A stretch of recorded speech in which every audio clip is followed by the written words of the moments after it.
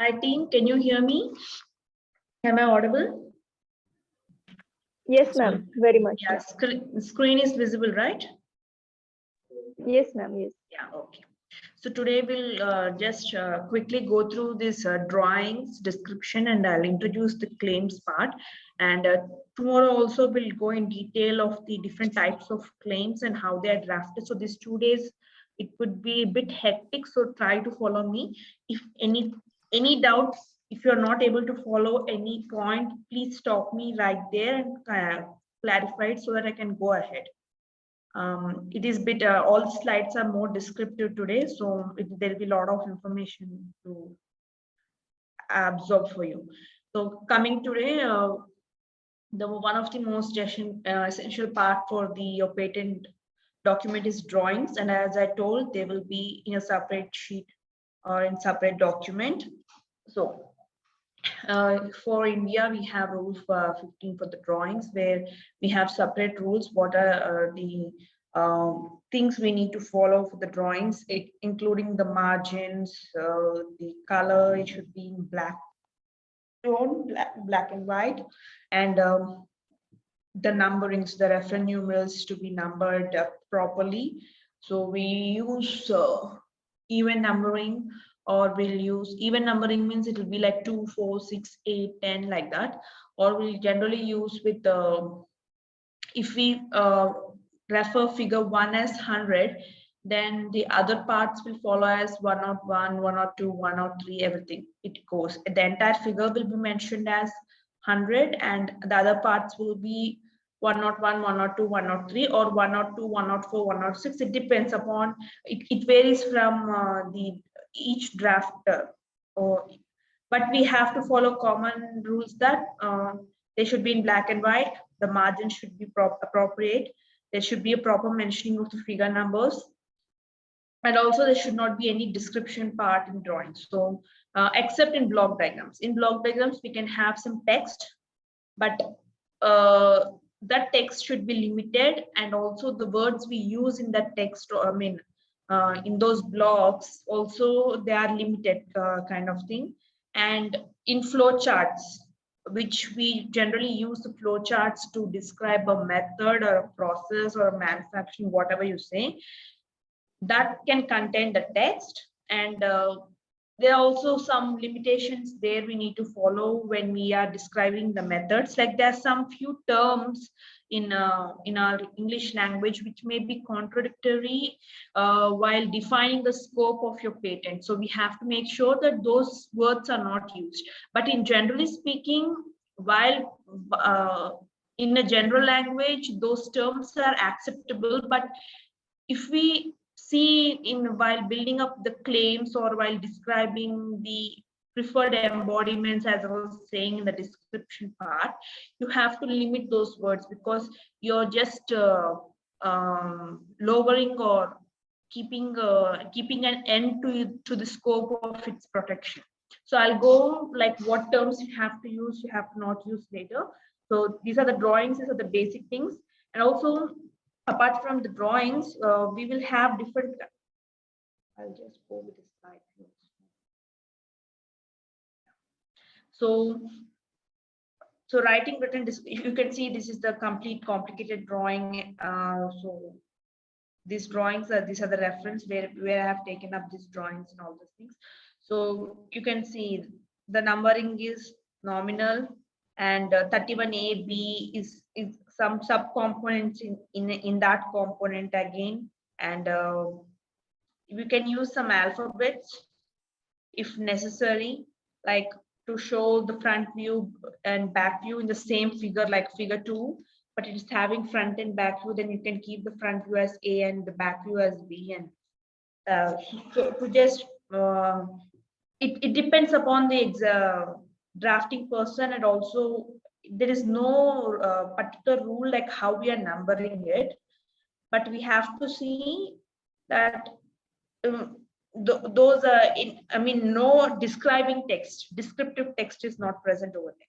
So, and also why these reference numerals are important is you're providing a proper information, like See, these are something which I have highlighted: durable black, it should be well defined, cross sections shall be indicated by oblique hatching. Cross sections in the term is, I'll show you a drawing. See, yeah, you can see this oblique signs, the oblique parts, which, so these are some cross section views. So these are the different views which I'll go into detail now. So and also it should be with using of drafting instruments. Actually, not necessary for every time we use the drafting instruments and all these things. And also, if you ask me, like, does the patent agent need to do all drawings also by himself, then I say no. Most of the times the inventor himself will provide the drawings if he is able to do it, or else we can collaborate with the illustrators. There will be a separate set of illustrators who deal with this drawings. So we have many of them, because they use a separate some tools, softwares, where they can represent these drawings in more like you can professionally. But as coming to patent agents, we can also go with few drawings, like the block diagrams, the flow charts, those things we can do it, because of we have our MS Word and those tools which are far more advanced as of now with different versions. So for such diagrams, we can do it. But if you come with the drawings, like as I shown in these two pictures, these things we need to go with, either depend upon the inventor himself to provide such drawings, else we can ask an illustrator to help out to do this.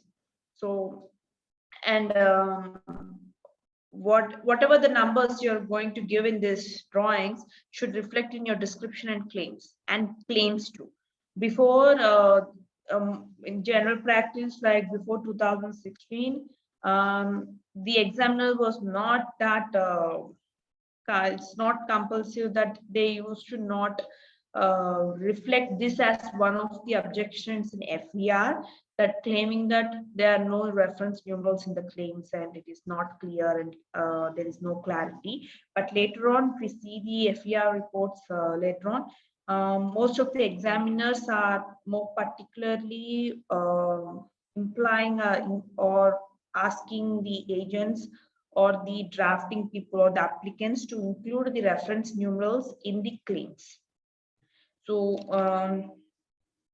these are the special requirements and the words. See, so this I'm talking about a block diagram. So this would be a block diagram where we are just so this is almost like an electronic device. So we are just making sure that all the connections are well between each component, and the double arrow indicates there is a communication, like in and out, bidirectional communication of the data between these things. If there is no when arrows kind of thing is just a part of connection to make to supply a power or a force to make that component run. And single arrow is a unidirectional data transfer. So these are some basics which we already know. And I was already saying, see, this entire drawing is represented by number 10.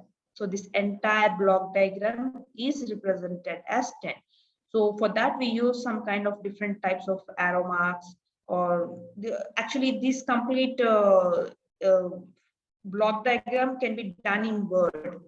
We have all the tools in the Word itself, Microsoft Word. So everything, whatever this drawing, we can do it in the Word itself.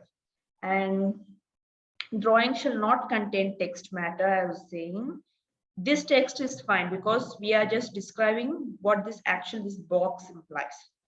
So we are just using some boxes. So to differentiate what each box means, then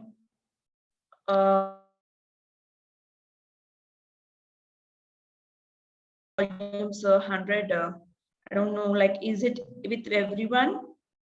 Can you just let me know? You are audible, ma'am, clearly. Clearly, yes. My volume is actually 100%, and I made sure that no other outside voice comes. Okay. Sir, when you please check from your end, no? It's audible for others.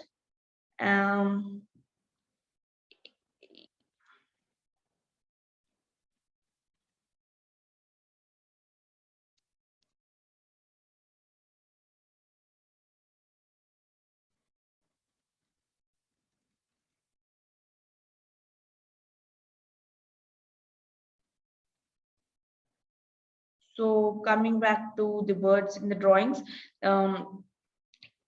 absolutely indispensable, when absolutely indispensable, such as water, steam, open, close section on AV, and in case of electric circuits and block schematic or flow sheets, a few short catchwords indispensable for understanding. So he's saying this particular paragraph says the drawing shall not contain text matter except a single word or words when absolutely indispensable, such as water, steam, or these kind of words can be used. Whatever we have highlighted, such kind of words, and the naming, like identifying that particular block, we can use those words. That's fine. But here, engine for propulsion, engine control using this particular fuzzy logic or kind of thing, transmission control between these devices. So it should not be more descriptive. Just a naming part, it's fine. And this you might ask, like, where this open closed can be done. So this kind of text can be appeared here. Like if you see there is N here, a letter. So at this part, we can just say in terms, when we give a producer a circuit diagram, we have to show if it is an open circuit or closed circuit. So we can just mention it over near this indicating lines, these kind of things. So steam, water, also we can, like in drawings, we can show some kind of vaporing type of thing, and beside we can show it as a steam. So for an understanding purpose. So such kind of words, okay, they're acceptable. So any words used shall be so placed that if translated, they may be pasted over without interfering with any lines of the drawings.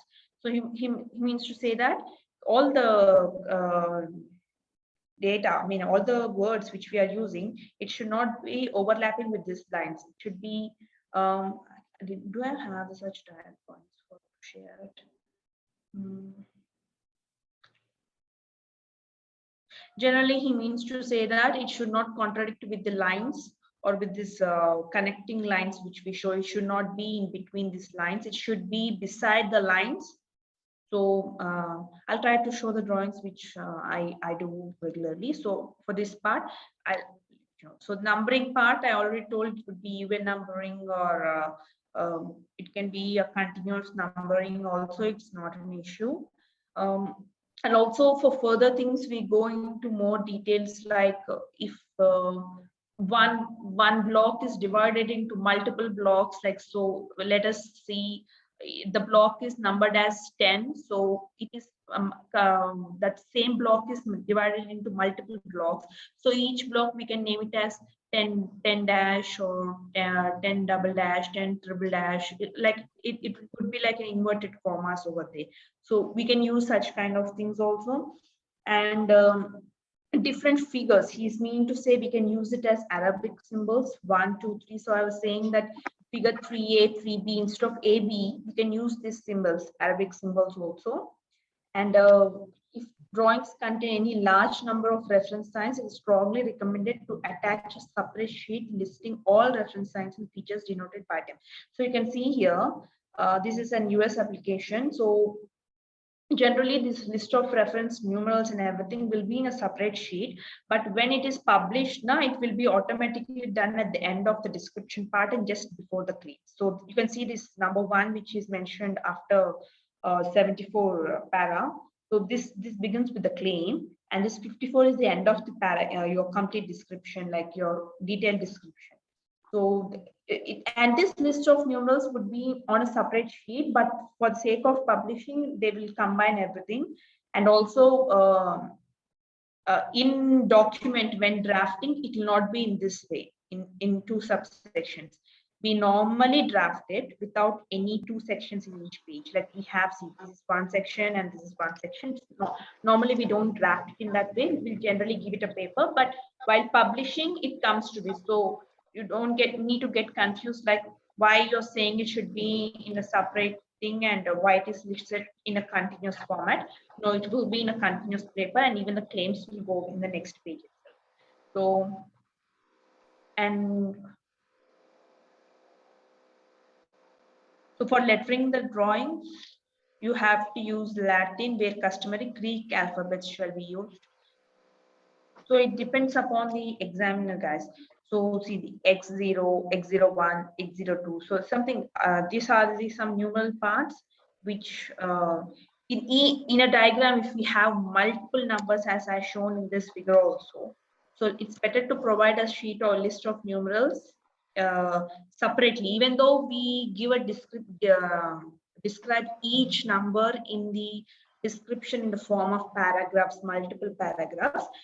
If you provide a list of numerals before itself, it could be good. And also not only at the end of the description also, I generally see like some of the drafters do just before the detailed description, right after the brief description of drawings. Also, we put that section, list of numerals. So this is the numbering thing. So I think these are the few rules which we need to follow. So black and white or reference numerals, it can be done. And if there are multiple figures like figure 3 A, B, C, or 3, 1, 2, 3, you can go with such kind of numberings. And the words, it should not be fully descriptive. It should be completely concise, just to describing or naming the component in the block diagrams and flowcharts. It should not go into more details. And some words like open, closed, these words can be used in terms of your circuit diagrams or not. So circuit diagrams also, I'll try to shape the drawings, like while we do in the further sections, I can give some drafting sessions, you can understand how a circuit diagram looks. And so again, coming to part, while we are going with a brief description of drawing section right after the summary, we need to clearly mention what kind of view or the drawing signifies. So there are different views of drawings. So a perspective view is a kind of 3D view.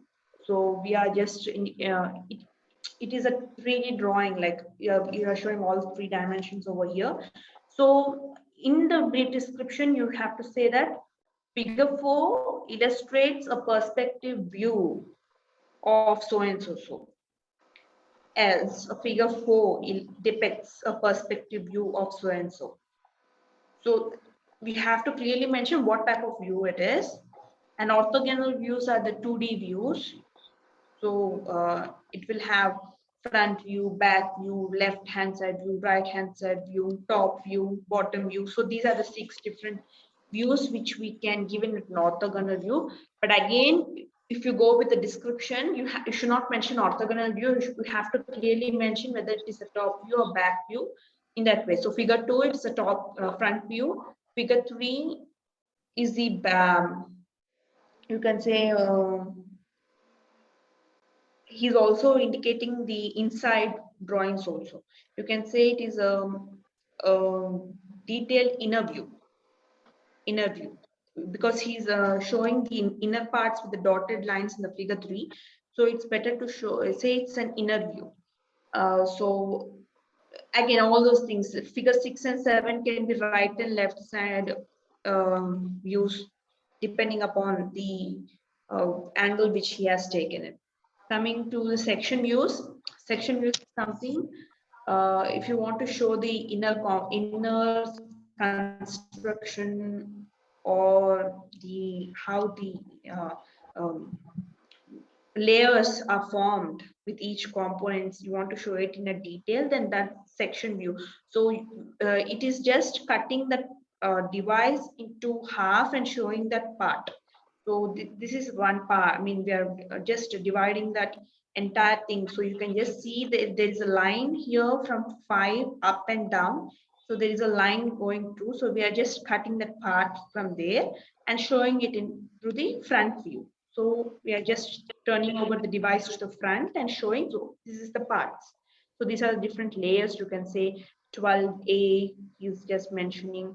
So these are different bridges, you can say, or you can say they are weldings inside, or they are cavities or discs. You can mention a lot of things depending upon the technical terms which you use it, which the inventor may provide, or it depends upon the device or the technology in which the invention belongs. So the words also vary.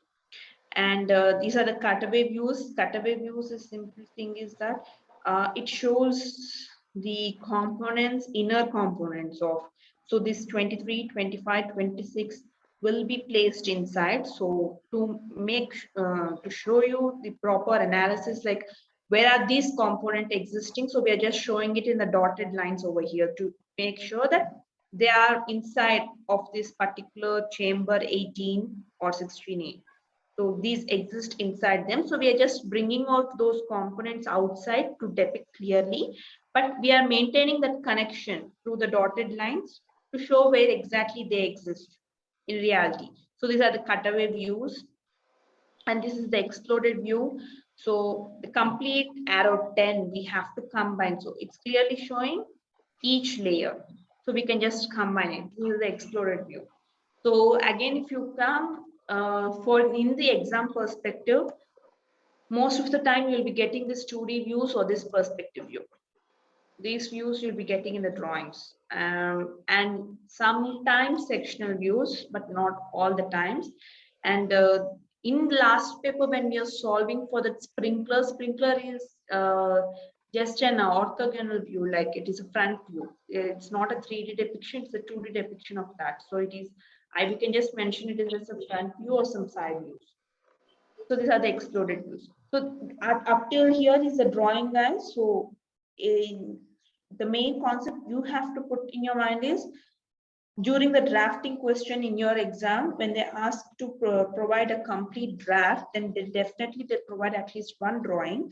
So in the brief description of drawing part, make sure that you name what type of they provide, like this figure depicts so and so. So if you find it is some kind of view, better to mention it is what kind of view depicts so and so view of that.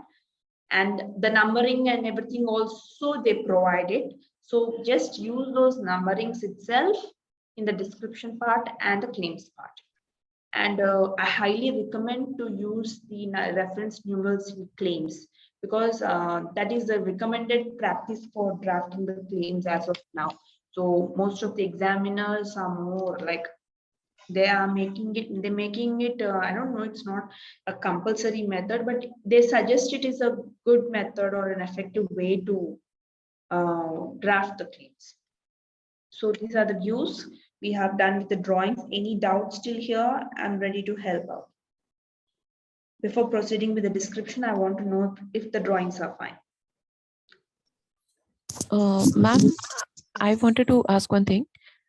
In case we are having one working example which cannot be illustrated in such line diagrams.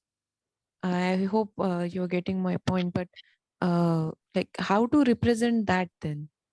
Working example means, does it have a structure? Like it should be in a form of like if I am operating something and it is getting displayed on my PC. Okay, so you're saying you're talking about general computer software, right? Uh, yes, maybe like if I'm writing Yeah, you're open, providing some kind of inputs, it's processing, and that yes, output is displayed on your screen. screen. So all these Yes, so for components. that invention, you need to provide a block diagram. Okay. The block diagram would be like similarly in this way. Where is the first drawing? Yeah. See, this is something electronic instrument itself. It is basically based on some propelling engine example. So here, instead of providing this entire drawing, okay, This is one component actually. This is basically the engine component, where they have made some modifications to the internal components of the engine to work it. But again, coming to, so they have made some modifications to the number 14. But this 14 is always in connection with other components also.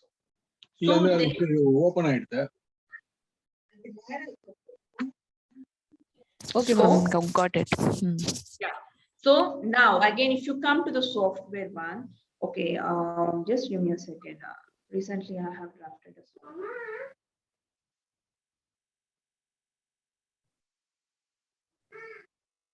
So any other doubts, guys, apart from this? I'll just Yeah.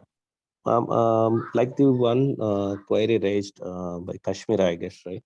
So, but she's asking about the process, right? So, how could it be different if we kind of represent it only with a flowchart? yeah, I'll just provide you.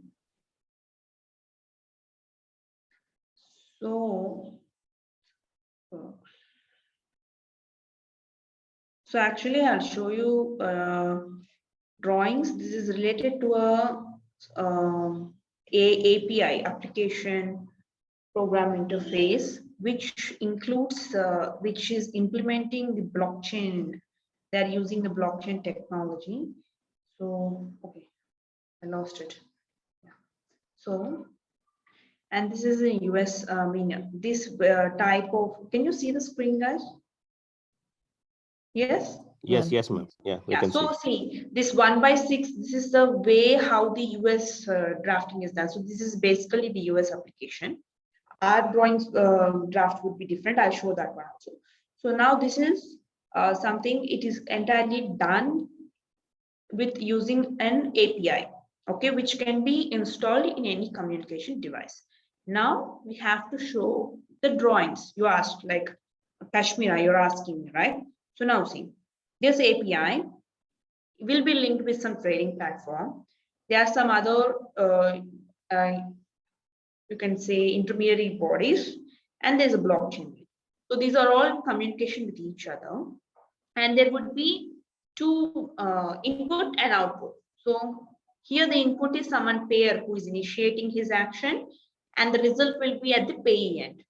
So this entire box which I'm showing it as 10, I mean 102, 104, 106, and 108 is the application which is working, which is getting the work done. Okay, I'll not go into further details. This is a general idea. So that is one drawing. Okay, and when you can see this one, this is the flow chart. This is the method. So these are the components, different components which are in communication to bring out whatever I'm showing in the figure 1. So this 1, 0, 2, 4, 6, 8. These 4 combinedly work or perform in the manner showed in the figure 2. Okay. So this is the each step which we are showing it in the even numbering. And US people generally they follow even numbering. So their structure is even numbering. Here we can go with even numbering, or we can do it continuous numbering 1, 2, 3, 4, 5. If you see the question paper which we are working with the in the previous session, you can see the numberings are continuous. There is no even numbering kind of. So again, this is another setup over there. So in the trading platform, so this particular blocks represents the trading platform, which means in the figure 1, it is representing 104. So 104 is detailed in figure 3. So each block, what I mean, this is also considered as a flow chart itself, because we are describing the step. So determining. So these are some action verbs. So we are using it in the active form. So this is the flow chart. So using the action words is the flow chart. Again, here, this is another type of drawing which shows the verification process, which is done by API 102 in the figure 1. So this is the verification process. So how this verification is done? This is the detailed one. So in this way, and this is the figure 5. This would be a detailed flow chart. Whatever I have shown in the figure 2, there are other multiple steps in between each step. So that steps are clearly shown here between the payer, trading platform, intermediary bodies, and the last output would be the pay. So what's happening between these input, output, and the processing system is shown step by step. So these are some detailed drawings. And this is the entire thing which we show in a broader prospect for intermediary platforms. ITP is an intermediate platform. So for that, how this is functioning. So intermediate platform before the blockchain ledger also, there is another thing we added, verification and fund flow module. So this one is something which we added here. So in the figure 1, we don't have that thing. We have shown a direct connection between 106 and 108. But in figure 6, we added another component. So it is a detailed view, how the connection is established between the intermediary and the blockchain ledger. So there is another intermediary module existing between them, that is this. So it to provide more detail. So one drawing cannot suffice your entire description. So we have to go into further details, more and more details to, so you have seen figure 1, the block diagram. So this is entirely your application is based on API. So we have shown different versions, so different drawings were there. We are concentrating on the method, how it is performed, but that method depends upon the components. So the components also, we are explaining it in different drawings. I think you understood, Kashmir. Yes, ma'am. Yes. Yeah. Like, I just wanted to like, when I was working on the drafting, that one of the assignments, like that non-invasive device for dysmorphology assessment, something. So I was just imagining like how drawings can be drawn for this experiment. This morphology assignment, you mean does it include the Down syndrome detection, like having cameras? Yes, it was just one paragraph that was given, like syndrome assessment it was. Syndrome And they were assessment. yes, Okay, there was I'll share that application which is published. This is an Indian application which we worked recently, so it is published. I can share with you. Happy. yes, So let ma'am. me go with it. Down syndrome. So I think there was some one circuitry there which was like performing all the functions. Actually, it is not a circuitry. It is actually we can say that it cannot be a circuitry. We might get confused a circuitry and kind of thing, but generally in this kind of functions, we don't. Circuitry involves this diodes, resistors, and all those things. Oh. Generally, circuitry diagrams involves all those things, and we know the symbols, how we represent that. We must have already learned in our physics how the resistor and diodes will be represented with triangle and one line, all those things. So circuitry means that. So okay, I think I'm sharing the presentation. Wait a moment. So this is one drawing which we go with it. So can you see me? Yes, ma'am. So see, this is a drawing which prepared for the Indian application. So these two drawings. If you go into the detail, this is the method which is used for Down syndrome detection, and they are using convolutional neural networks, which involves artificial intelligence and machine learning. So deep neural networks and all those things, transfer learning, all the concepts fall in place here. So the first part, these drawings generally most of the time will not get it from the applicants or inventors. So based on the information they provide, we need to just modify. So 101, we are seeing it is a camera. So the camera is taking various pictures. So in various angles, a number of pictures will be clicked. This will be passed into this software, which is working on any device. So we are not particularly showing any computer system or kind of thing. We have just given it as a block. So what are the different components over there? So there's some pre-processing module, processing, there's a flattening layer, classifiers. So once the classifier is done, it is given to some other external software. Apart from this software, processing software, we have an evaluation software also. So that is some other component, external component. So we have used it for another different block. So this is the part. Now coming to the detailed description, how exactly this pre-processing, processing, and flattening layer is working, these particular things, because we are generally given it in a broader scope in figure 1. Now, if you go to figure 2, we are completely explaining the machine learning algorithm through this drawing. So it can be considered as your method flow, a process or method. So various angles input will be done, then image normalization, that is a pre-processing method. So again, this pre-processing method will be getting into a processing. So convolution, batch normalization, pooling, these are the stepwise, which are generally any convolutional neural networks of machine learning. These are the basic things. But again, the differentiating concept over here is they're adding another processing layer of flattening of the image to get more clarity, because this system is based upon only on the images captured by the camera. So based on the images itself, they're trying to identify whether the child is a healthy child or is suffering with Down syndrome. So to get more clarity, they are using this flattening of the image concept. This is another neural network separate from this general neural network. They're adding another layer of processing, and then the classification it will be done based on the detected things. It will be classified, and further, if the Down syndrome, if the child is detected with Down syndrome, then there will be a separate IQ evaluation. I have said there is a separate evaluator, which is a third system, so that it goes to that. So in this way, so in case of blockchain, I have shown how the drawings are done. In case of artificial neural networks, how these are done.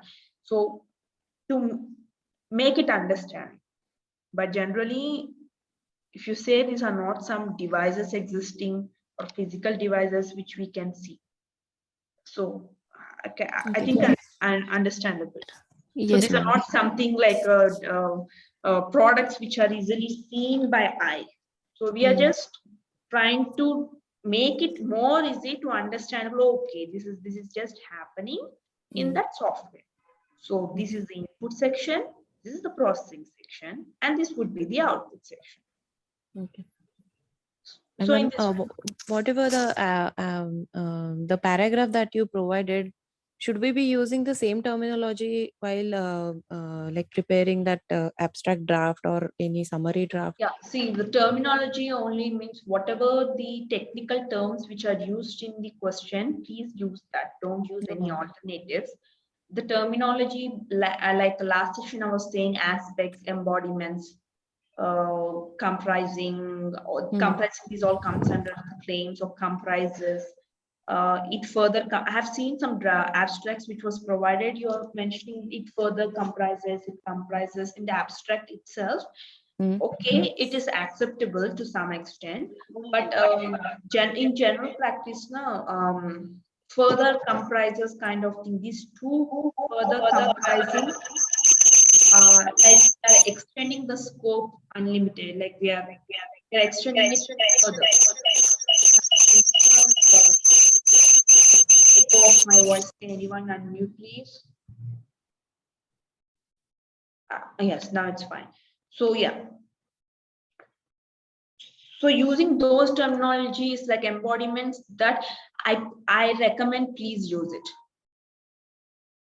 Please use that in the drafting, because it appears more professional. So you might gain some brownie points over there itself. That might be your first time over there, but your papers would go with the scrutiny, or with these controllers and examiners are the people who go through your papers. So they might give you like, you'll be on a safer side in your drafts if you use these terms. Okay. Okay, ma'am. Anything like, did I miss anything? Did it answer your question or did I deviate from the question? No, ma'am. Yeah, right. Everything is answered. So I'm sorry, but I'm having one another question. It is about the drafting exercise only, and that anti-aging composition about that. So, what diagrams can we put there? This is for the composition, we'll have sequence listing, which comprises the chemical formulas and how the bonding structures. So we'll be having a sequence listing directly that will also be provided in the separate sheet how we do the drawings. Okay. So for those, we'll be having sequence listing. If the method of preparation of that agent or kind of thing, then we'll use flowcharts like how I showed you. Okay, got it.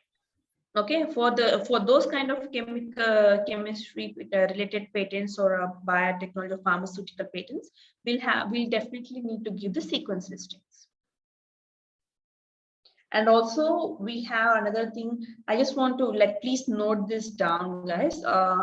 We'll be having a NBA approval for some kind of patents which we need to get it. So actually this was asked for me in my Viva. Okay, and for this we'll use Form 30. And NBA approval is needed for those patent applications where we use some components which we refer to as active components, like those are the main components on which drives or which may act as a catalyst to drive that process or kind of thing, which are related which we derive it from the nature, like from animals or from herbs, medicinal things which are already existing in nature.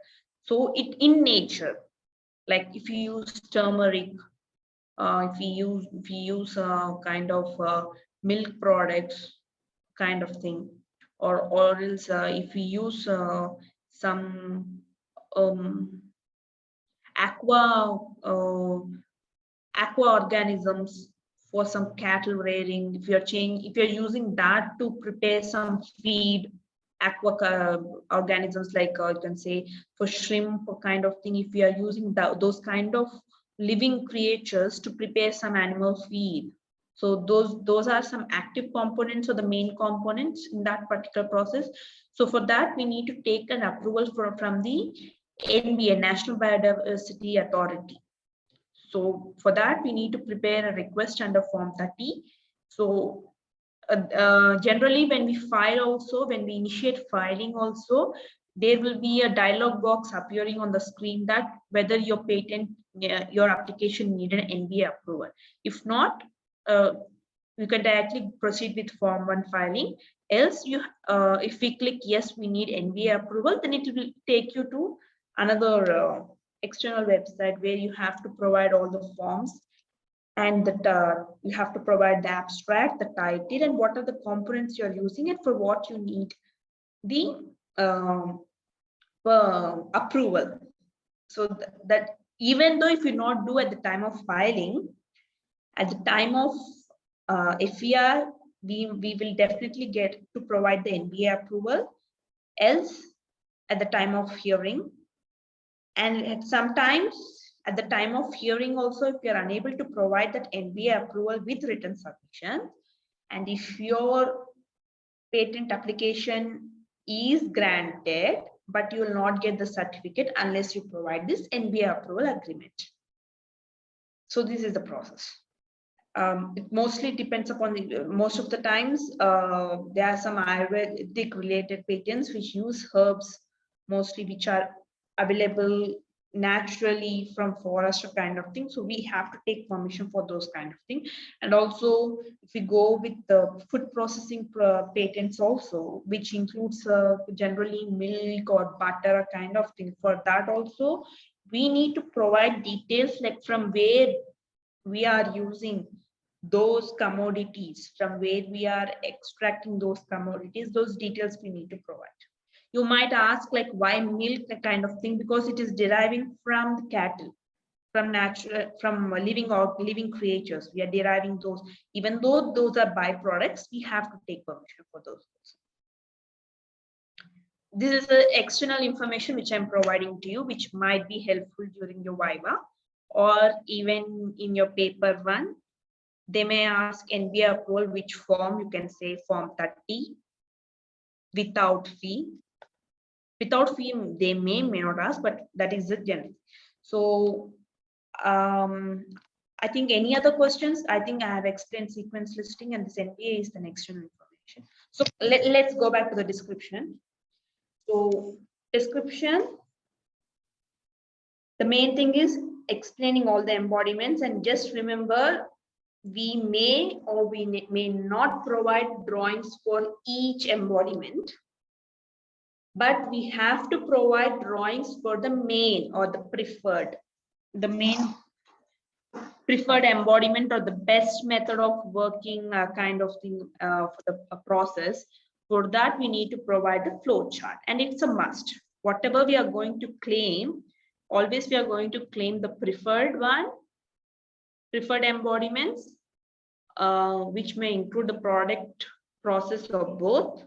And in rare cases, we go with the alternate embodiments with only if few components are altered and which are not main components. If the main components are altered in the alternate embodiment, then that goes under a separate application, so for like a divisional application. So for the drawings are interrelated to the description part. So we have to provide the drawings minimum to the preferred embodiments. And so first, after explaining the preferred embodiment component, generally, not might be in detail, but generally how it works and what is the differentiating features of that preferred embodiment compared to the prior art or the conventional systems. If prior art is not mentioned in the background, existing conventional system, then you have to start describing each drawing. So for each drawing, one paragraph, and the components to be numbered. The components should be definitely numbered, and the number can be in bold or yes.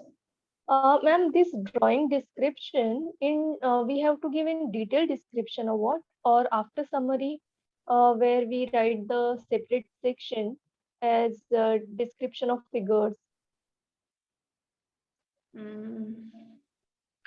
I can show you. Wait a moment. Okay.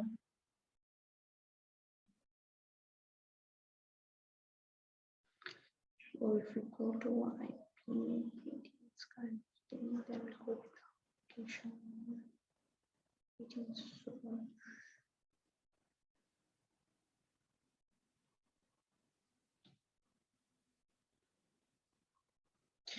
So this window, whatever I'm saying, is the public search window for your Indian patent documents.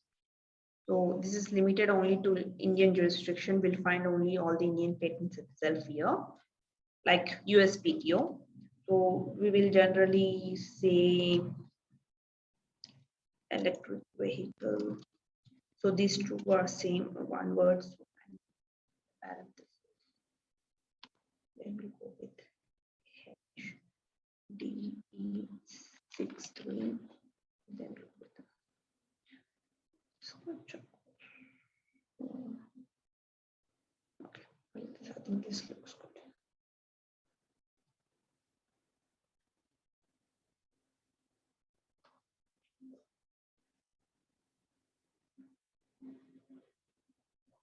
Yeah, so this is the details. Again, we have to use for view documents. So we'll go with the complete specification here. So in the complete specification, I think you can see the screen, right? Yes, ma'am. Yes, yes, yeah. So this would be your draft. So this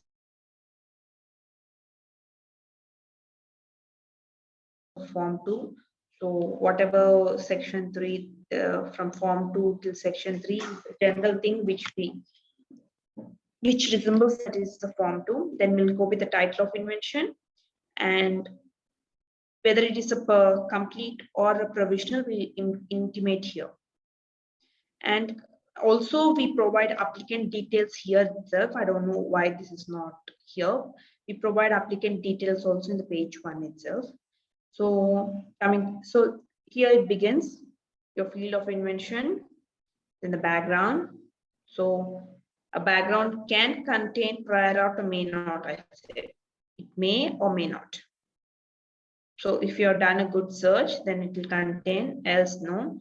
Then goes to the third section, be an objective, and the summary, and the brief description of the invention. Where are the drawings? There are no drawings.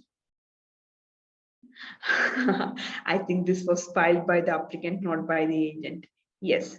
So I just want to give the, we got a good thing. So see the claims part. And this is something like the claims which we generally like submit for a research paper or kind of thing. This looks like this. It will not be under claim section, but we say like what is the objective or what is the conclusion part. We say that it was kind of thing, but these are not the claims. These are definitely not the claims because we are missing the transitional phases especially, and also we are not describing this particular eBPS system. So for this, definitely they'll get an objection in terms of clarity and consensus in the terms of, so let us go with another kind of patent which might be a good thing, or else I'll show the draft of which is already published. I'll show this work which is published. Ma'am, can they amend those claims later? Yes, definitely they can amend because the controller himself will ask him to amend. So while amending, we need to provide form 13 and we have to state the reasons. So in the form 13 that the controller have asked to amend because it is not satisfying the clause of clarity. So we can use those kind of terms. And let's go with this.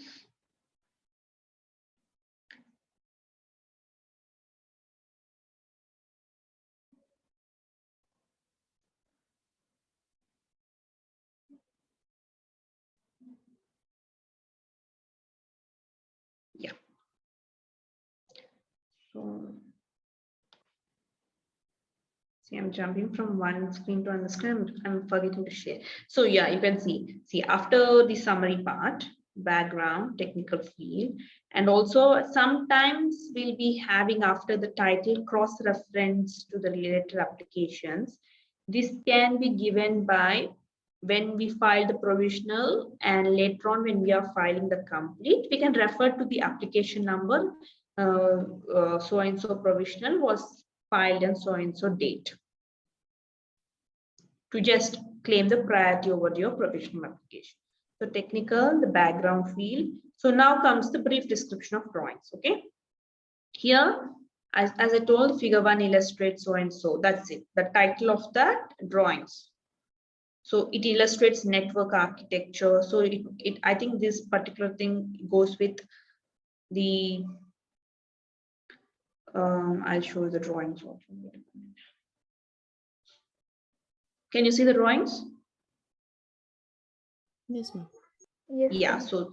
so this is a kind of block diagram where we are showing the components with the connections, data communication and everything. And this would be the description of that drawing. So it illustrates the network architecture in this so and so. And last we'll use in accordance with the embodiment of the present disclosure, in accordance with the embodiment of the present disclosure. So this is a general thing. Especially the US patent applications use, but in India, we won't use this terminology. Most of the time, we won't use it unless because US applications, if we see most of the application, they'll have number of multiple embodiments.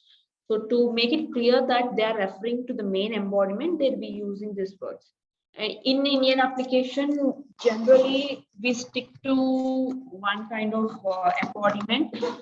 Even though if we give alternate embodiments also, we won't provide drawings for that. in some cases we provide, but most of the cases we don't provide it. So this is the description, guys. This is the brief description of drawings.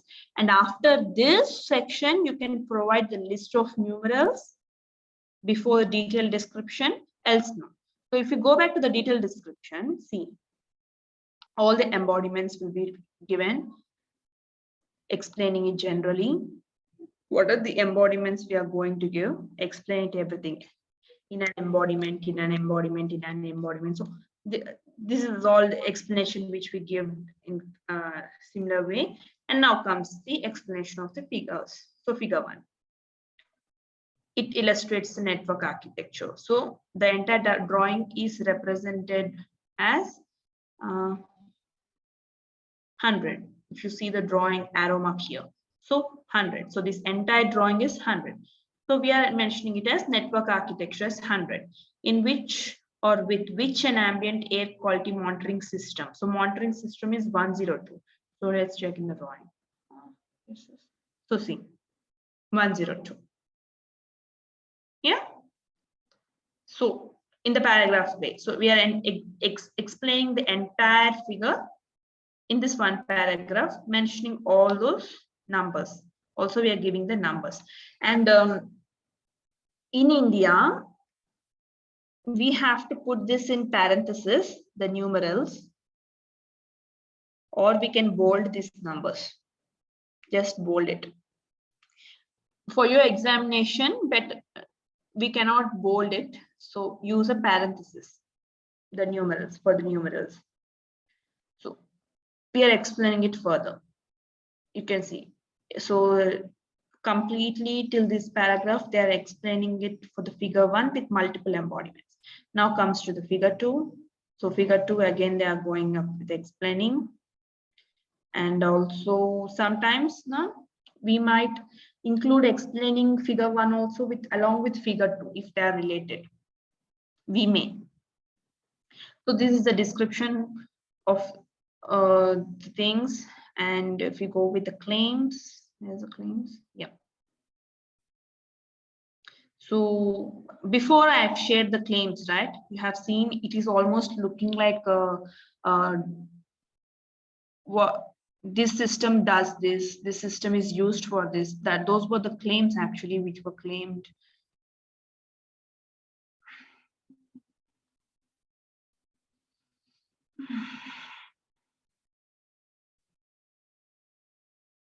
So see, which was recently redesigned, has high performance. So these are the functional parameters they are saying it. So it is quite efficient for, so this is an application. So it provides a secure braking system on slopes as well as this is also functional aspect.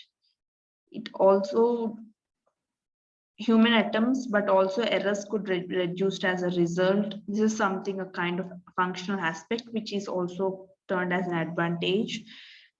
Technology is less expensive. This is some kind of economic aspect. So in claims, generally, these are not required. None of the claim satisfies the claiming thing. Now, if we go to this particular application, if you go and see the claims, this is the proper formatting of the claims. And again, here in this claims, we are missing the numerals. And in US applications, they are not strict with the numerals, but in Indian applications, they are strict with the numerals. So if you can see a system for reducing impact of an air pollution for an entity. This is your preamble. The system comprising is your transitional phase. And the entire thing is the body of the claim. So preamble, transitional phase, and the body. And you can clearly see this entire system. So whatever components are present, each component separately. So a processing unit and sensors are the components. Now determine, ascertain, generate, send over the network is the functions of these two components. So basically it is, you can say, product by use, component by use claims, this type of claims are, this particular claim. Here we are also including the functionalities of the sensors in the first claim itself, but generally here we go with dependent claims unless if they want to show the differentiating feature and how these sensors and processing units are working, they can include in the first claim. If they see the functional aspect is already known and there is nothing modified here, then we will include this one as second claim, this can be included as third, and this can be included as fourth, and this can be included as fifth claim. But I think if we go into general, we understand that they have modified these functional aspects, or they have also modified how the data is communicated between these two things. So they got some differentiating or inventiveness, so they have claimed in the claim one. So always the claim one should contain novelty and inventive aspects. So if they are there, we can include it. Now coming to the second claim, the system of claim one.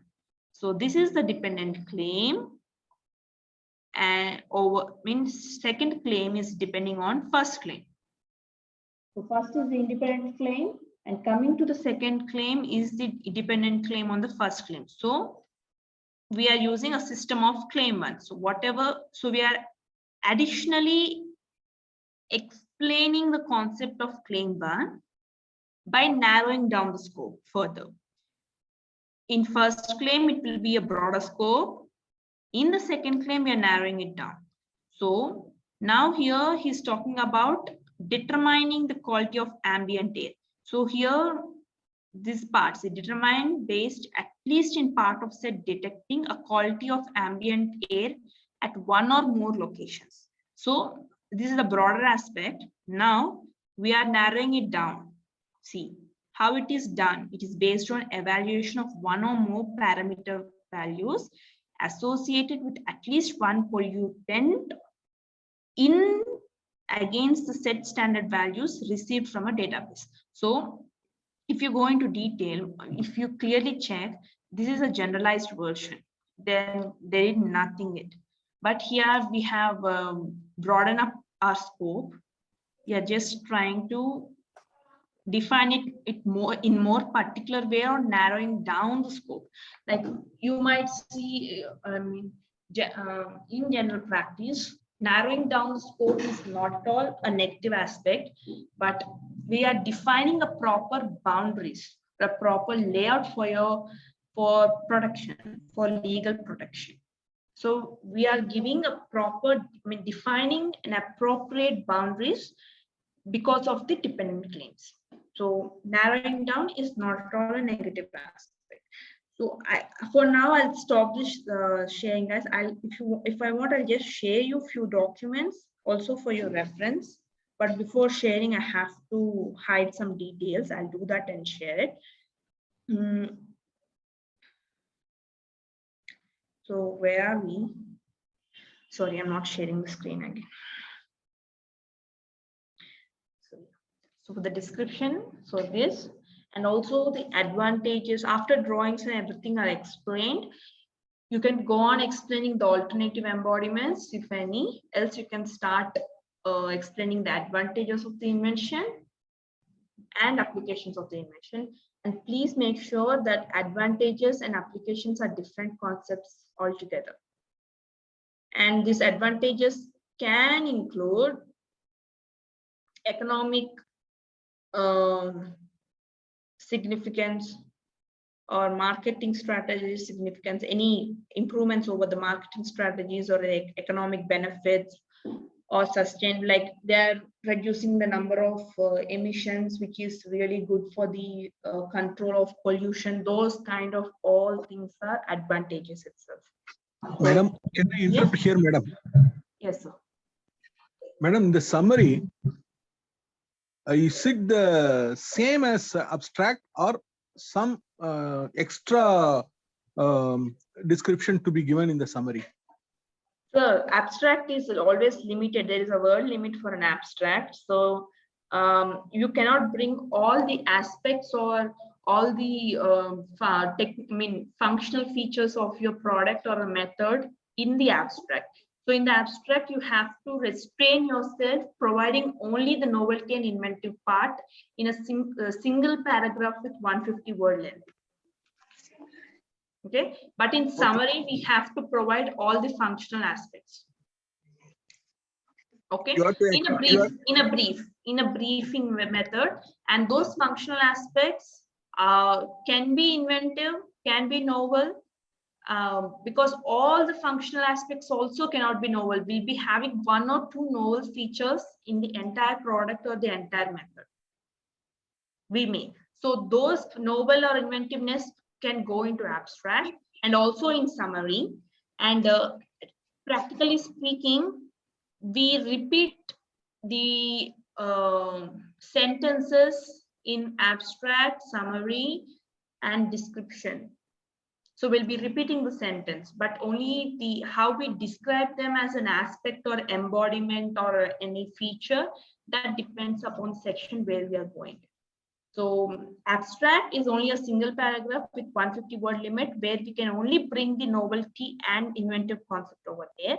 And again, most of the time we see they just copy and paste the first claim, the main independent claim, they copy and paste it.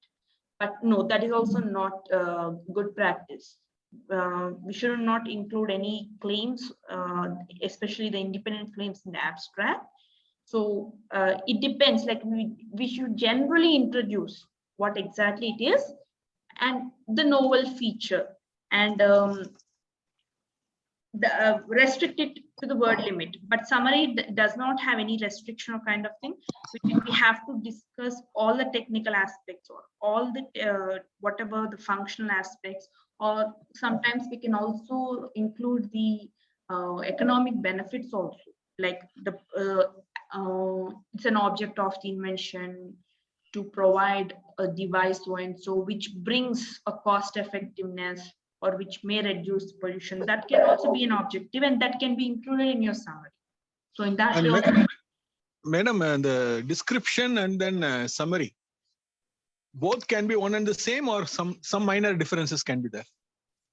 there will be minor differences. So summary is also a briefing part of all the aspects, but the description, we are going into entire details, like we are providing sufficient amount of description. And we are also including the drawings description. In summary, no way we are going to mention anything about the drawings or anything. In description, we are going to include all the drawing descriptions also. And then the best method of working, madam? Best method of working, I'm saying it's especially it turns out in the in chemical processes or generally in the manufacturing processes. When such kind of processes take place, we follow some kind of environmental conditions and what are the components used, like especially in metallurgy, if you're going to use some alloys or kind of thing, then we see to it the amount of presence of impurities, like what is the purity rate of metal which we are using it, and also if the purity varies, then the processing temperature of that particular metal also varies. So now our invention works best for this alloy, which with this amount of purity of this metal. So 78% of iron and 12% of magnesium. Yes, this particular alloy works best for this method at so and so temperature, at so and so temperature. That means the main parameters. Yeah, which gives the best outcome. But this particular process can also be done with other types of alloys also. Yeah. But this process which gives the best results is when we use with this particular restraining factors, it gives the best outcome. That is the best method. So that should be defined as your preferred embodiment. Either it can be a method or it can be a system. So generally, I have given the explanation for method processing. In system also, as I said, like there would be some components which we alter or which we replace them with their alternatives can also give you the result, same result. Yeah. But if you alter it, there will be some aspects. If it is in a physical body, definitely there will be an aspects of their pricing or availability or bulkiness, or the design might change because of their external structure. So these are some of the components going on. So to overcome, to see all those outcomes, like in terms of cost effectiveness, the design is more compact and simple without any bulkiness, and we are replacing one component, I mean 3 components, we are replacing it with one, so we are making the design simpler. So now this three components are also is a good design. It's giving you the same output. Replacing these 3 with one component is also giving you the output. But in terms of how we are handling it, in terms of the design and everything, we want to prefer the replacement of the one component. So we are mentioning it as the preferred embodiment. And in alternate embodiment, we say that instead of that one component, we'll use these 3 components also, but the result just gives you the same. I think I. Yeah, correct, madam. Okay, I understood. Yes. So in summary, if you go to the summary, we will say that in an aspect, we'll provide this one component. It is working in this, the design is simple and everything. In another aspect, there will be, instead of one, we are bringing it out 3 components of things. We can describe, that's it. We're not going into much details, like how exactly they're connected, or how exactly there is a communication between each components, and at what temperatures they are processing and everything. We'll not go into details in the summary. In the description, we can get into details. But again, in abstract, we are not going to mention these 3 components. We are only limiting it only with one component, because that is the preferred one, that is the best method. So we are only restricting ourselves only with one. We are nowhere going to say there is an alternate way of this, including these 3. So we're not going to give that in the abstract. Madam, in the Yes, exam point of view, what are the major things will be asked, the exam point of view? In the exam point of view, sir, they'll be giving you a 1 page to 1.5 page of information along with 1 or 2 drawings, and they'll be also identifying the components with the reference numerals in the description for your clear understanding.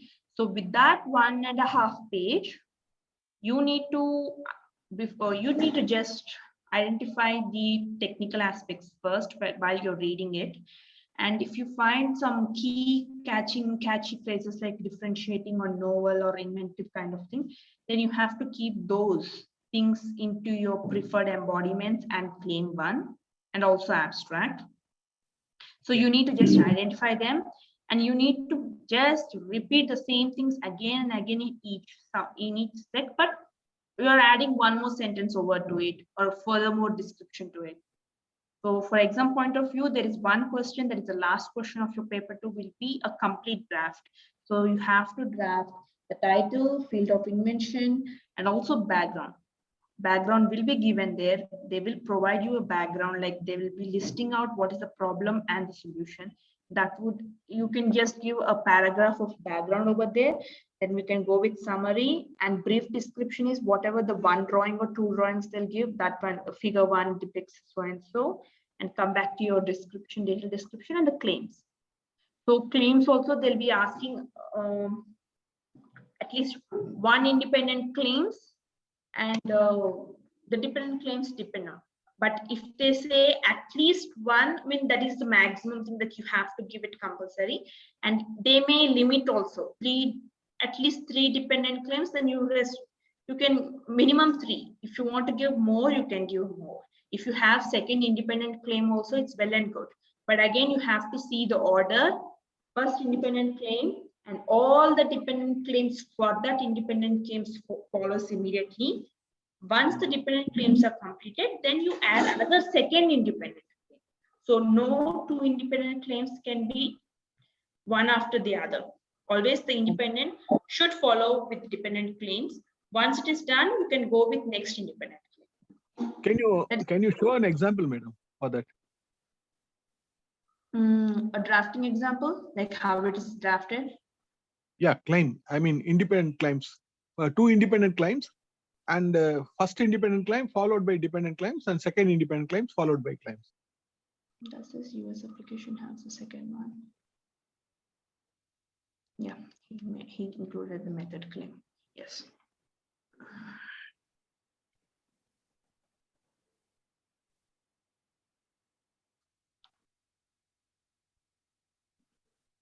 So you can see this is actually the US application when they entered with the conventional filing in India. So this is a US form of drafting. So this is the priority document. So we have to just use the same thing. We should not do any modifications for the conventional filing. So coming to here, the first claim is the independent claim because it is represented by the article So this is an independent claim. All the dependent claims would be starting with the system. Okay. A system is something which we are introducing, so it would be an independent claim. This is the first time introduction, so a system. And the system is, we are referring to the previous one, which is an antecedent structures. So the system. So here again, 3, 4 are dependent on claim 2. So this is multi-dependent claim structure. Again, 6, 7, again they go with claim 1. 6, 7, 8, 9, 10. They go with claim 1. Now coming to claim 11, it is a second independent claim, which is a method. So this particular application has a system and a method claim also. And if you go with the system is two independent claims, and method is one independent claim, right? No, system is only one. For system, we have only one independent claim, that is 1, followed by 9 dependent claims. Okay. From 2 to 10 are dependent claims for claim 1. Okay, madam. Okay. And from claim 11, it is a second independent method claim, which is followed again by 9 independent claims till 20. They're all dependent on, you see, the claim 11. Okay. These are the dependent claims. And claim 21 is another independent claim, which he has added for a storage medium, an additional claim. So if he had added, it must be his own database, which he worked on. So he added that. He wants to claim over that also. So generally in India, this claim is not accepted. So if it is related to a database or kind of thing, it's not accepted. So this is an abstract in a separate page. Claims begin from the separate page. And if you go with other things, other subsections, if you go, they go with a continuous thing. If you see here from the description part, there is no separate page. They will continue itself. Oh my God. Yeah, in an embodiment is started over here. So see, the detailed description is not going with the next page. He's directly continuing over here. The brief description is also continued in the same page. So technical field background, they'll continue. But when we go to the claims, we go with the new page, next page. Even in the exam also, you please follow that. If the description part is done, even you have space in that page, leave that space. You can just cross-cut the space and go with the next page. So even though there is a space left over in the 19th page, we'll go with the next page for the claims. And abstract is always a separate paper, always a separate paper for the abstract. So these are some non-technical aspects which we need to follow while drafting it. So, and also if you go to this particular eSpaceNet, I'll show you another thing. Actually, guys, don't worry. Tomorrow also I'm going to describe what are claims and everything. So for the tomorrow session also, we are completely concentrating on claims. So we have sufficient time. So I'll share the eSpaceNet, how the claim structure, you can identify them. So if you go to the eSpace, Oh, shit. Go with ESpaceNet. So this is a particular unpaid, free database, which includes the complete European and also Asian, African, US. It almost includes the scope of the database, like the number of countries is more, like it is international database you can consider, like unlike USPTO or Indian database. This consists all over the pages, all countries almost. So if we go to the advanced search, I'll go with the do you have anything in mind, guys? Anyone can suggest anything, certain type of technology where you want to find patents? Anyone want to suggest? Skip care composition. Let's go for it.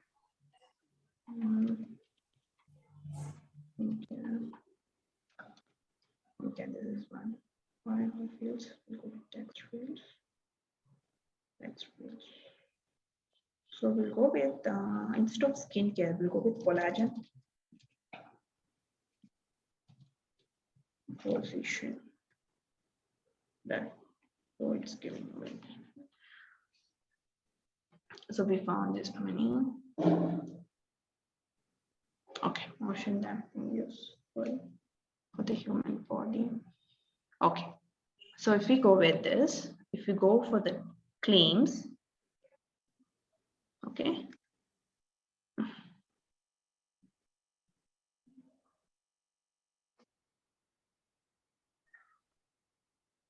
I always forget that.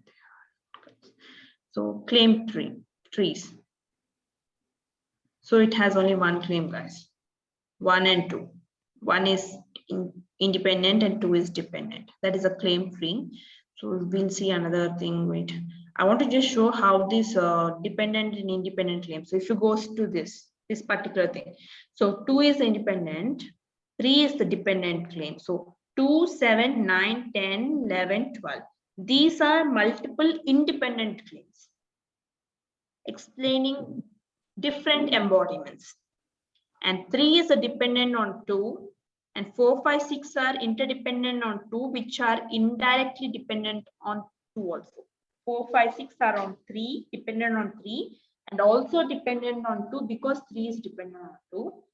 8 is the dependent on 7, and we don't have any dependent claims for this 9, 10, and 11 independent claims. And 13 is the dependent claim, which is dependent on 12. And also again, so now this is another set of claims. So 14, 17, 19, 21, these are the independent claims and these are the dependent claims. So this is the claim structure. And there is no limitation for the claims anyway. We can go with number of claims, but after 10th claim, from 11th claim onwards, we need to pay an additional fee. So for drawings, if you go for the drawings of this particular thing, I want to see whether they have given a sequential listing or not. No. Okay, they have given only for device, but where is the sequence listing? They should be there, right? Okay. Actually, this is the PCT application generally. So, example of sequential listings I want to show. Okay, let me find it out, guys. I'll just like, who asked now for this composition? Is it Kashmira? Yes, ma'am. Yeah, Kashmir. Yeah, okay, Kashmira. I just try to look out for the sequential listing also, how they provide it. I just find out the particular document for that and I'll send it to you. So in eSpace, you can clearly see how the claims are structured over here. Only here. Only in eSpace only we can find the claim tree where we can see the dependency of the claims, on which claim they're dependent and which are the independent claims and everything in this particular database only.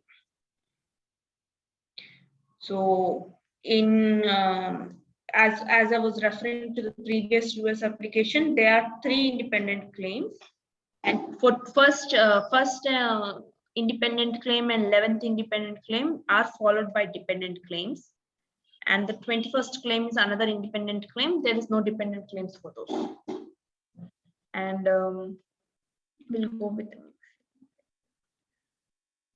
So embodiment is the part of language which we use it in a patent application.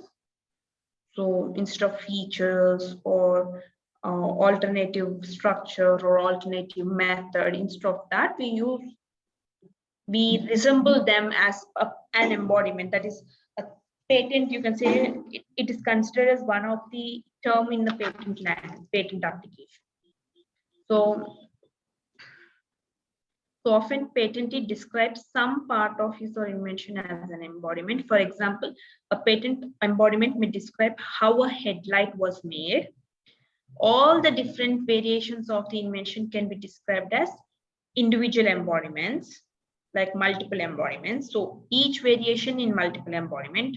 So I've given just a general description. So for this particular first individual, you can describe him in one paragraph or him or her in different paragraphs. So, but all these people are belonging to one community itself, but their profile varies. In the similar way, the invention is belonging to the headlight itself, but there might be different variations in the headlight. There might be different design structures for that headlight. So each design structure can be given in independent embodiments, different embodiments. Now, the preferred embodiments and using the word substantial. So the use of non-committal words like substantially and preferred provides flexibility in the language used to describe and claim an invention. So all these words which I told you before, comprising the transitional phases, especially comprising, characterized by, which we use in the claims, these are something which are identified to define the scope accurately. So having, comprising, composing, in general English dictionary, I mean, when we speak generally, they might be same, but if you imply the same meaning, but if we clearly see the structure, I mean, in where exactly they are used, comprising is something, the word which follows the inclusion of having something, and it is generally an open statement which can include the other variations also. It's an open word, open transition phase, the comprise word, like that particular device can also be altered with other components too. So we are just leaving the scope open there.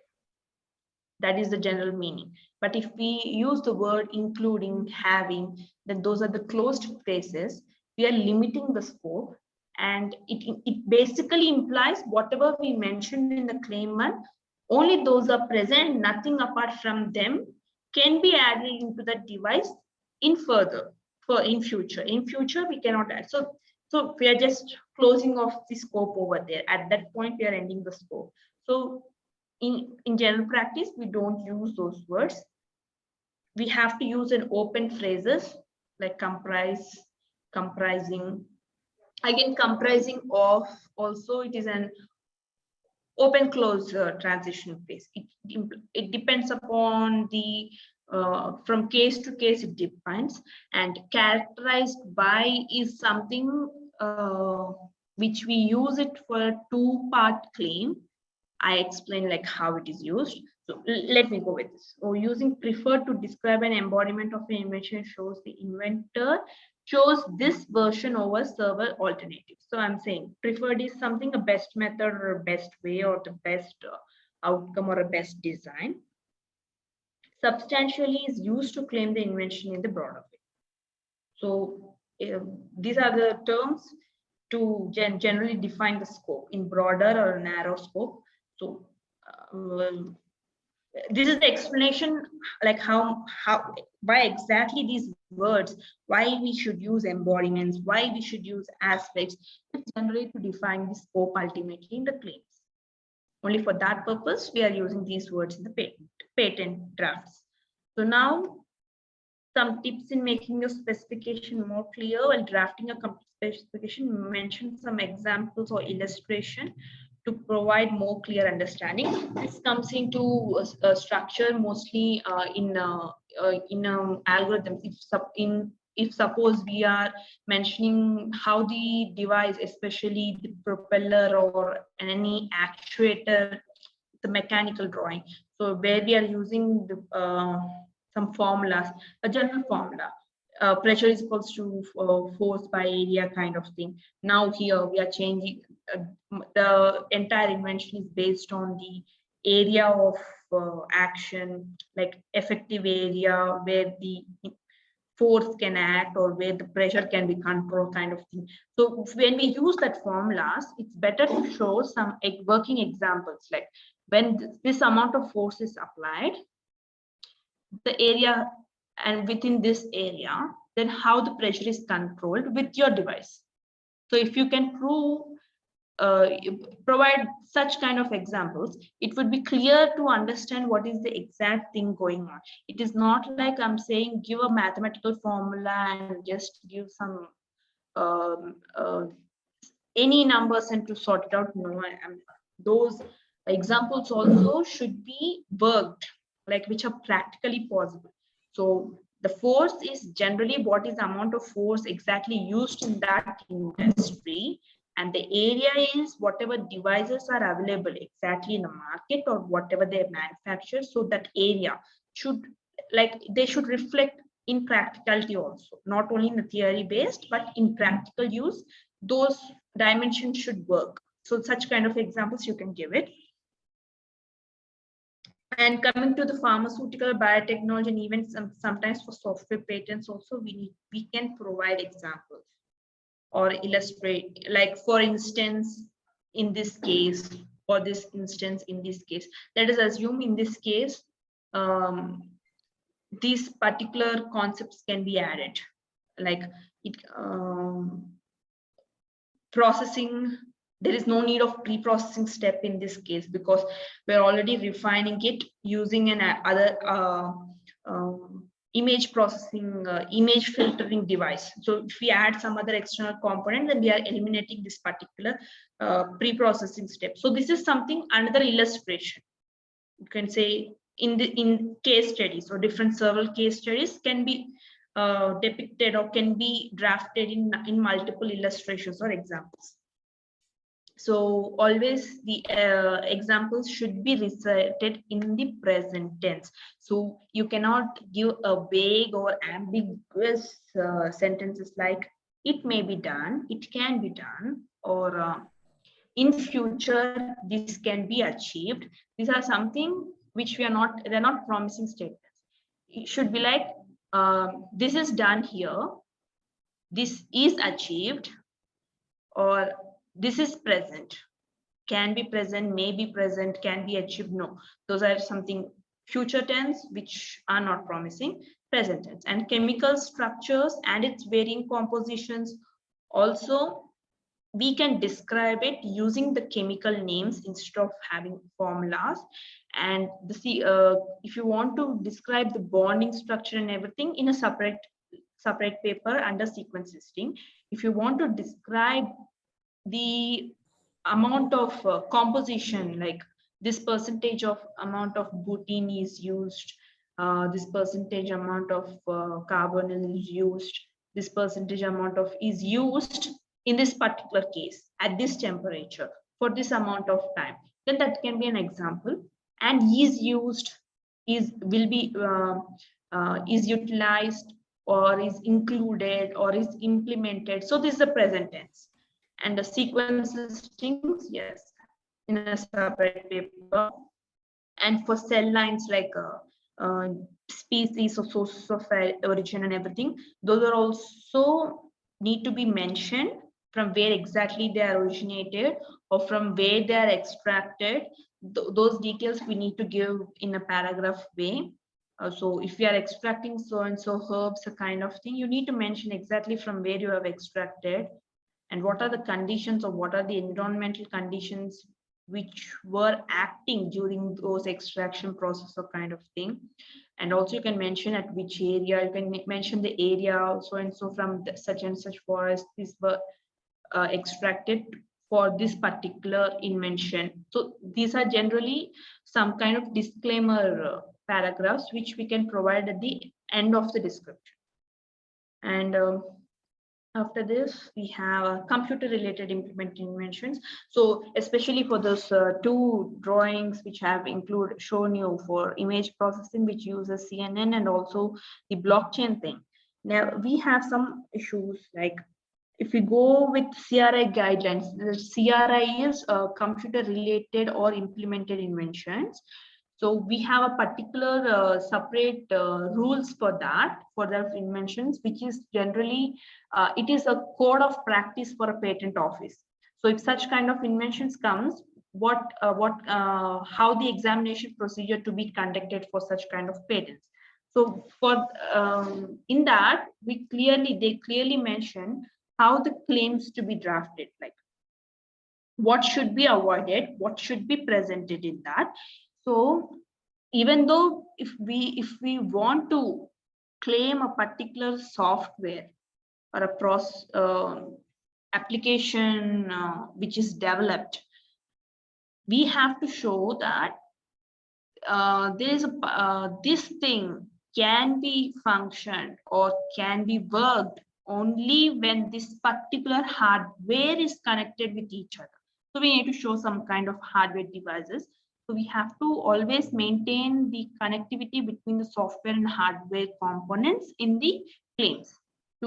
So we have to use all the servers, sensors, or the input data where we get from the devices like camera. So we have to mention we are getting multiple images which is obtained from the cameras, so and so. So this kind of thing. Generally, you can't say obtaining image. I mean, the image processing does. So the first process of that is image processing. Okay, image processing is related to software. Now, where is the hardware concept over here? It is a camera. So camera is the hardware component from which this image processing has been initiated, because the camera has provided you the input in form of different pictures. So maintain the interconnectivity between the hardware components and the software components, and also the technical aspects. Like there should be a technical aspect which is an advancement which makes the process more accessible in terms of time efficiency or cost efficiency. So these are all the technical aspects, and which is also solving, this particular thing is solving some technical problem, some technical issue, then it can be picked.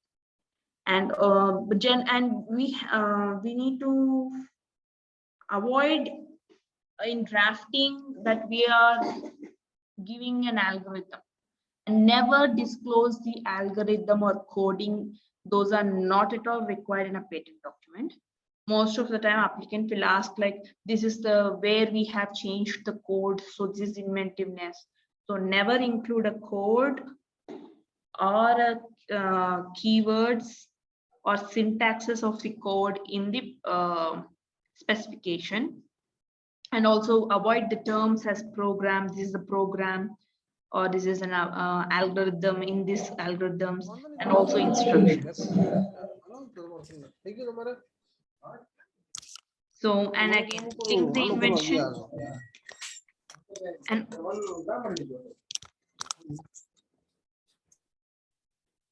yes, and also always describe this particular API in terms of a system, and how the system is processing in terms of a method. So these two should be a separate independent claims, and we should avoid all this client to server database, this kind of data claims also we have to avoid, because these are general description. Most of the applications, we does not work with the servers. We don't do any modifications in the servers unless that patent is related to a new design of the server kind of thing. That is separate thing. But generally we don't do any modifications or bring out any novelty kind of thing in the server. So it's better to avoid those things. As I already told, there is a 21st claim in that US application which is relating to the storage medium, that is database. So that is not acceptable here in India. So during FER, we'll be facing objections in that claim, and they either ask us to amend or delete the claim during the hearing process. Because the examination process is completely different in US and India. So and coming to additional tips, I already told this will be same thing if we like. Madam, here one. Sorry to interrupt, madam. Yes, sir. Tell. In the title which you asked us to prepare as an assignment, there is Yeah. one thing called a database, the metabolite database. That is the ultimate aim for creating and screening. See, unless you have a database, you cannot, unless you create a database and then screen it with a predetermined sample, you cannot do further analysis, right? Okay, so you want to claim for a database. A database is a copyrightable thing, sir. It is not a patenting thing. It is just a data which we are providing it. And the data is definitely something which we are taking it from in practical aspects. So But- it but you does can- not belong to one person, right? But you can ask for a patent for method and systems, when you are using Yes, the method and for system. a system and a method. Yes, definitely a system and a method. So always this application patents or computer related inventions will obviously they should contain a method claim, definitely. So in general practice, the first claim will be a method, first independent claim, and second independent claim will be the system in general practice, actually. So because we obviously know we are not making any changes in the system, all the devices like the databases, the server, the cameras and everything, already they are existing, and there is no novelty existing over there. Whatever is already existing, we are using only that. But our application, whatever the application which we are implementing in that communication device is something which we developed. So so as I told, we have to always interrelate the software with hardware aspects. So we are making entire thing as into a system. So this can be claimed in the second independent claim. Okay, madam. But the method, like how the application is working, is the priority thing. So that can be your first claim as a method. You can begin your first claim as a method, followed by 2 or 3 dependent claims. Then you can start with a system in your 4th or 5th claim. It depends. So I think till here, the description part, guys, description, drawings, everything comes till end. And I'll go to the claims. I'll just give you the introduction of the claims, and I'll show you different transitional phases in the preamble for today. And we'll solve some questions that actually there's some inquiry for me for yesterday assignment. So I'll work on it. So now coming to the claim, this is a legally operative part. Your claims define your scope, and during any infringement analysis or infringement checks, only your claims will be checked. And always, whatever the infringement suits and everything, now they only work on the claims itself. And so because it defines boundary, and what is claimed can be only be protected. So whatever you claim, only for that claim you will be having a legal protection. And it should always identify a novel and inventive aspects only, and the general things which are already existing you better not claim it, because it belongs to someone else, not you. And claims to overcome the prior art. Yes, actually the fourth and fifth and sixth defines the same. Overcoming the prior art means you're providing some novel and inventive aspects, and all technical aspects described in the description to reflect in the claims, and all the preferred embodiments disclosed in the description to be reflected in the claims. Alternate embodiments you may claim or may not claim, that depends on you. But the preferred embodiments and all the technical aspects. Technical aspect can also involve the cost effectiveness or sustainable things. Those kind of things also can include. We can include in 1 or 2 dependent claims, not more than that. And also never claim the different types of applications. So this can be used in here, here, here, here, here. That you can give it in the description part, but there is no need of claiming your multiple uses of your invention in the claims. And this is the part of the claim format: preamble, transitional phase, in the body. So preamble, it identifies the category of invention protected by the claim. It can be an apparatus or device, composition. So again, make sure it cannot be a system and method. It should, one claim should describe only one thing, a system or a method, not both together. And also your main objective of your invention can also be included in the preamble, like a device to improvise the or you can say a system to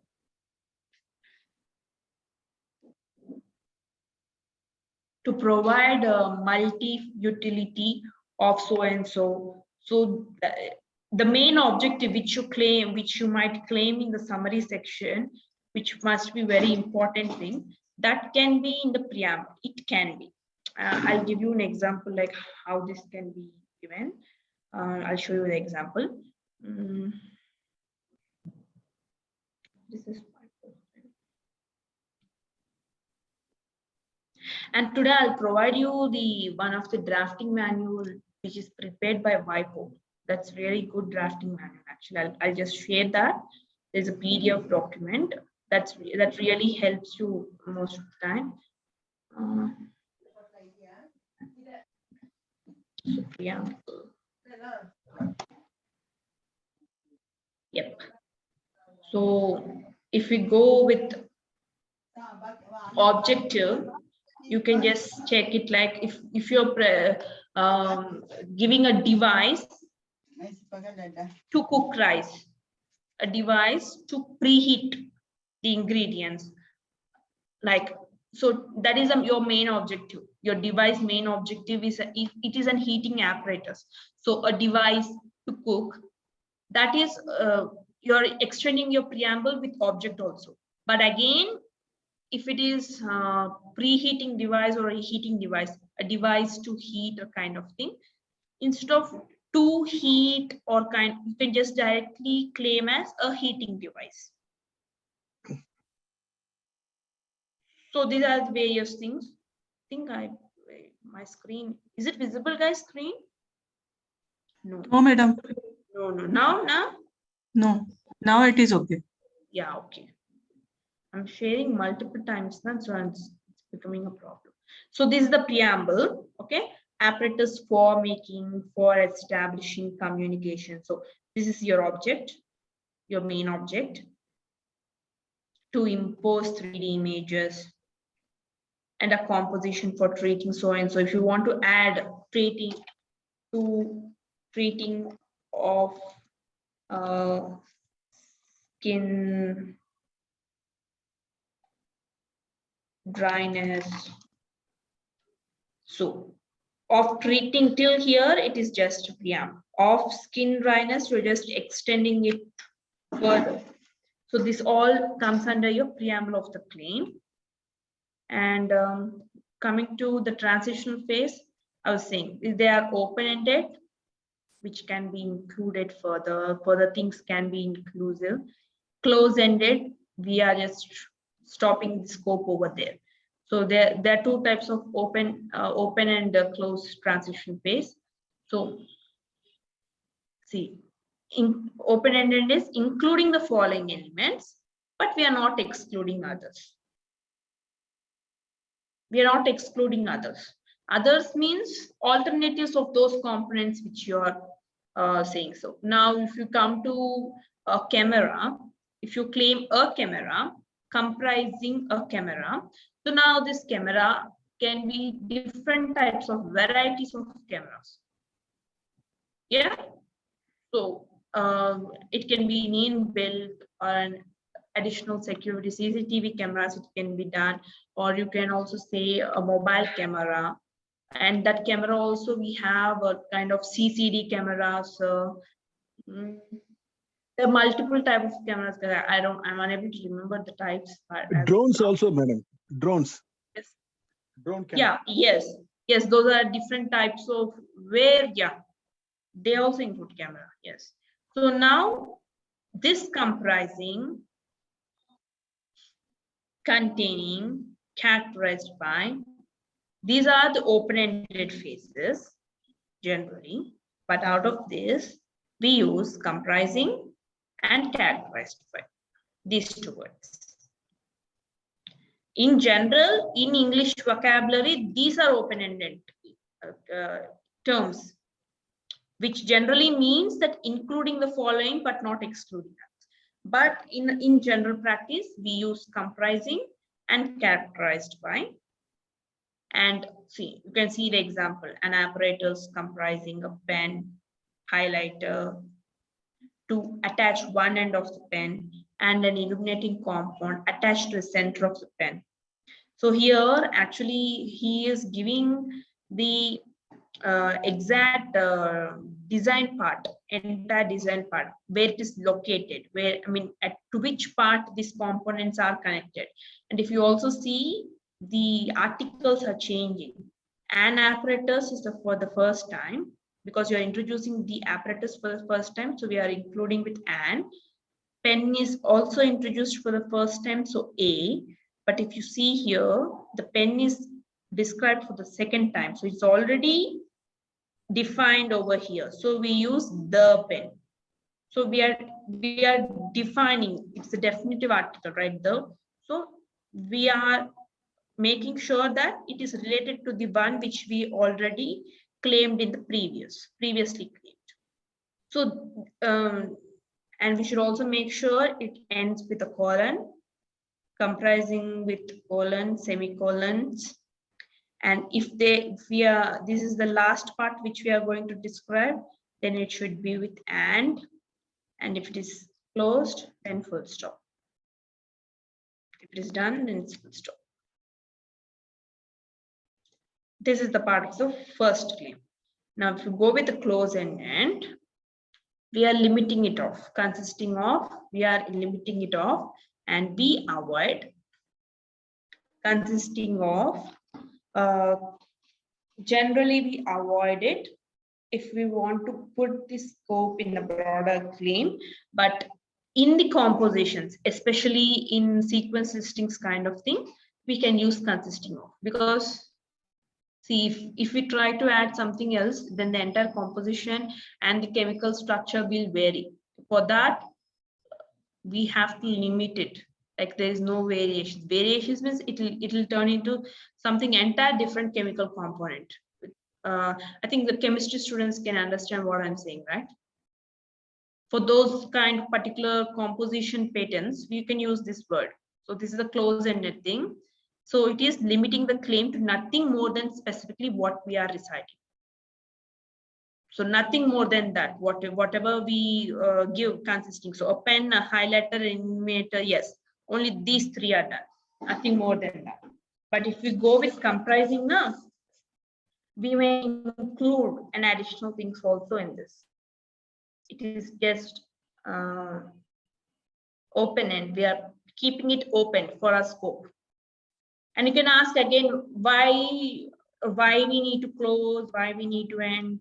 Yes, in some cases, we feel that if we add something else apart from this, then the device changes, and the technical aspect of it also changes, it varies.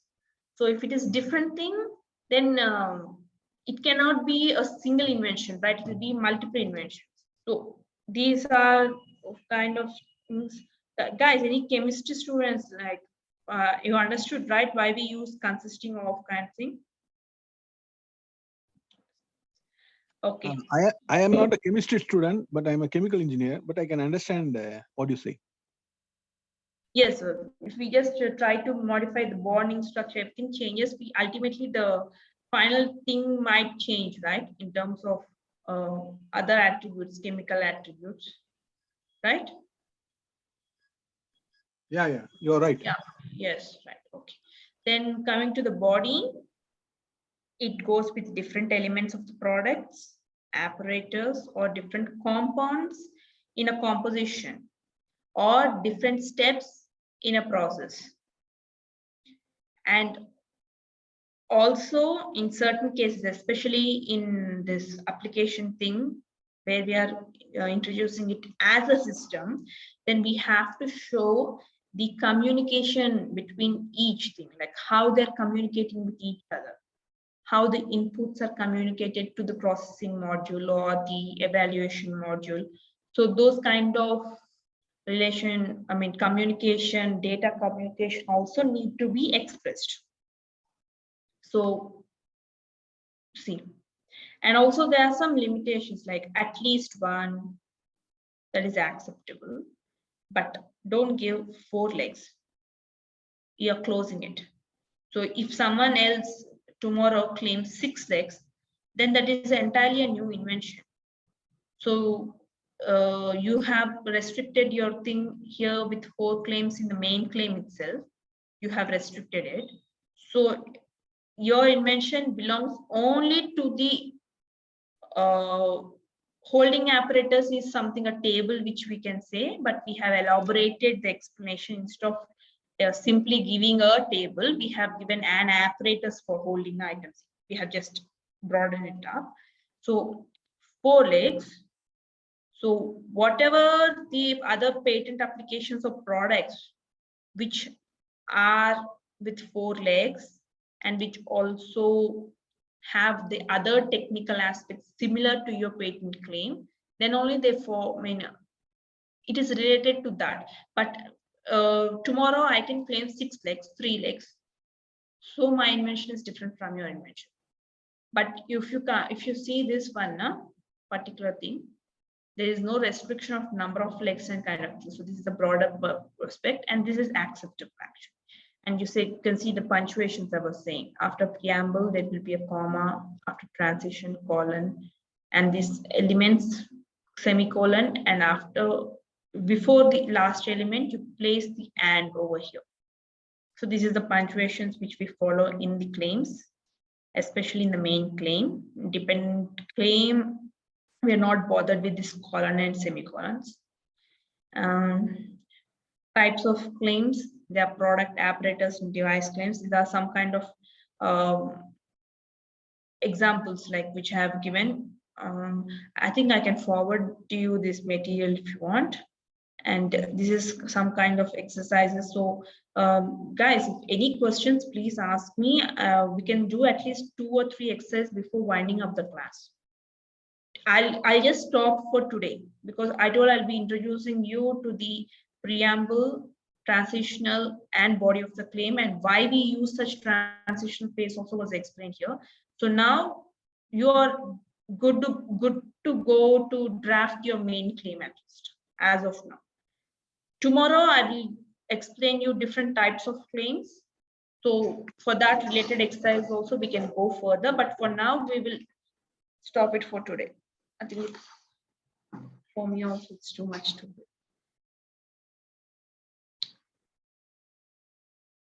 Why the participants are less? Today it's not interesting. Anyone, guys? Shall we start with this exercise? Am I audible? Yes, madam. Yes, okay. So shall we draft at least one claim for this particular device? Yeah, sure. So anyone can quickly do it in the chat box. I need at least, now we have around 8 participants apart from me and Brijesh. I need 5 to 6 replies. Once we do this, yesterday I got a request from Kashmir, I think, to explain the assignment question which I have given for the third assignment. The second question was a bit confusing what to include in the summary part. So I can just show what to include. I can just highlight the things. Any other doubts also you can ask. Meanwhile, whoever is drafting the claim, they can go ahead. Anyone else wants to ask any questions, they can go ahead.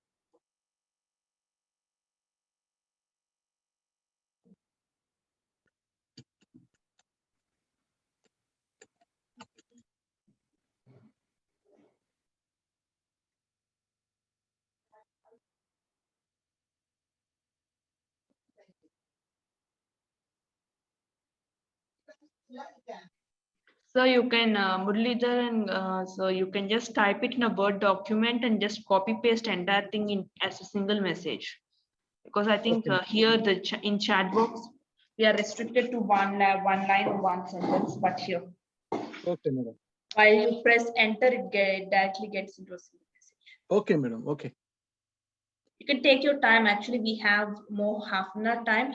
Meanwhile, any other doubts, fine. And I'm trying to open the assignment yesterday, what I have given to see what exactly.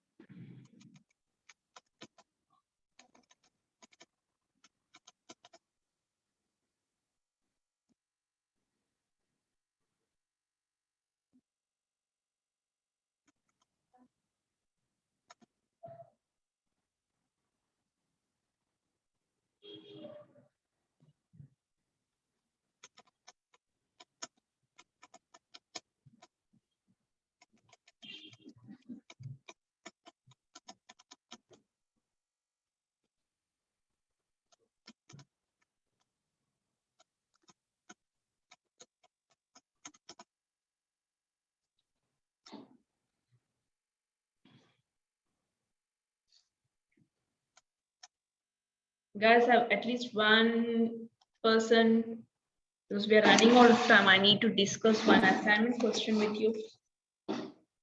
Madam, can I Yes, share so one? you can share it. Only one claim I'm asking them. First main dependent claim. So, independent claim, madam. Yes, independent claim. Claim 1, this invention relates to an apparatus, figure 10, used for blending food and is having multi components. No, sir. I just want in the form of claim using a preamble, transitional phase, then followed by the components. In the proper claim structure, a preamble followed by a transition phase, then the components. I or we claim. Okay, that's not a preamble. I mean, that is a general thing. Next, what is that? What it is followed by? What is a preamble actually? Preamble. This invention relates to. No, you shouldn't say invention relates to, no way. And you shouldn't give invention. It should be either a device, apparatus, because here we are talking about product, right? So Yeah. not even a product. A product, technically it is given it as a device or an apparatus. Or you can clearly say a food blender, because we are talking about a food blender, That would be your preamble. This device is used for not device, sir. It should start with a. In claims, nowhere this, that, and the first independent claim should always start with a. Yeah. Apparatus. Apparatus Yes. used for blending food and having multi components. Either you should either use an apparatus or a. Yeah. You should so start with A. You say having is a transitional phase. I understand. It is generally not used in patent thing. We have to use either comprising or consisting. Okay, comprising of multi components. Multi-components, no, you can, why to mention multi-components? Comprising, give a colon and mention the components. Instead of multi-components, name the components, because they have clearly given the multi-components as a base portion. Okay, right, sir. Right, I understood. Yeah. Yeah. Comprising of a base portion, housing, an electric motor and a shaft, okay. and a container with a lid and a switch.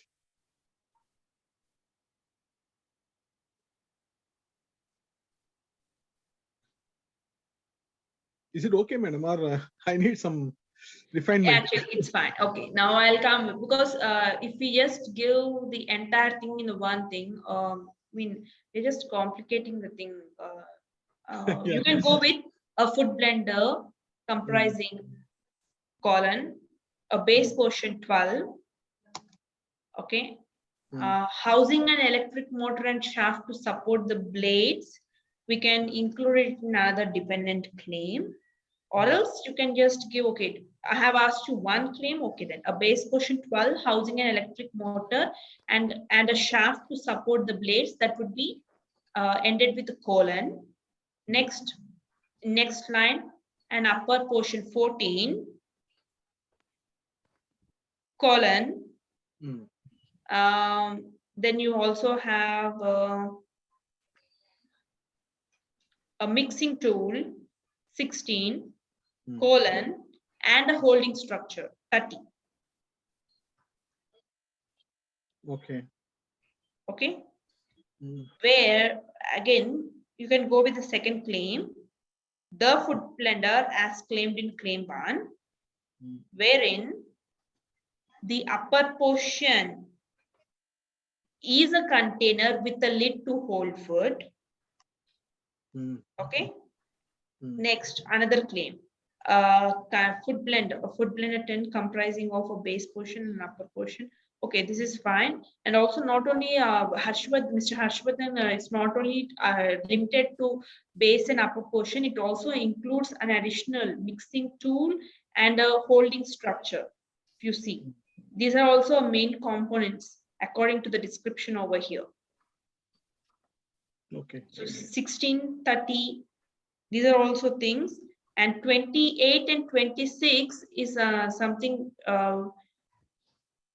which we can include in the dependent claims. That means, Yes. madam, Yes. this one is first is external encasing, outer body will be the general claim, and inner fine details will be the dependent claims, right? No. Inner one also we can include in the main claim itself. Okay. Unless they are general components, like see now the switch, I'm saying about the switch. Switch is a general component, so we can include in the dependent claim. There is no need to mention a switch in the independent claim. Unless there is some novelty where it is exactly placed or what connection it is establishing. But in this particular paragraph, you're not having that much details. Okay. It is just used to open this lid, the particular lid, right? Which is that lid is in the upper portion. So these can come in the dependent claims. And Harshvardhan is asking that can we keep mixing tool and the holding structure in the dependent claims? Yeah, we can. Why not? If you feel like in the mixing tool and these holding structure, they are not novel, or there are some basic structures which are not modified at all, then they can go in dependent claims. We can. But my main thing is, if there are different components like this, and I'm asking only one claim, then include everything in the one claim itself. Okay. Because I have restricted my question to one claim. Yeah, exactly. One claim. So main claim. Or if you want to give, let's draft main claim and pre-dependent claims, because if you go with more explanation, then you can get into dependent claims. But I want to see how you're structuring your preamble, transitional phase, and how the body follows.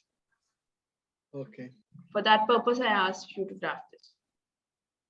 Where you want to include in the dependent or independent, if there is further explanation on this, then you can decide it. Okay. So, I mean, from now onwards, everything would be tricky. Yes, madam. Yeah, we have to practice it. And Mr. Brijesh is asking me to provide assignments every day. So I'm trying to keep my pace also with that, to provide you at least 1 or 2 questions every day. So as you practice on, you'll be getting it. Today only I introduced to the claim concept, so it takes time for you to understand. Head is slightly spinning, madam. Nothing to worry. So it's not that difficult. Yeah, I forgot to share the manual, drafting manual, which was prepared by WIPO. It's almost published in 2010. It's really good material also. Whenever you have time, you can just, and whatever the material ISCRD has provided, now I've went through, that is also good material, actually. Okay. That will also suffice for your examination purpose. Okay, madam. I'll go through that.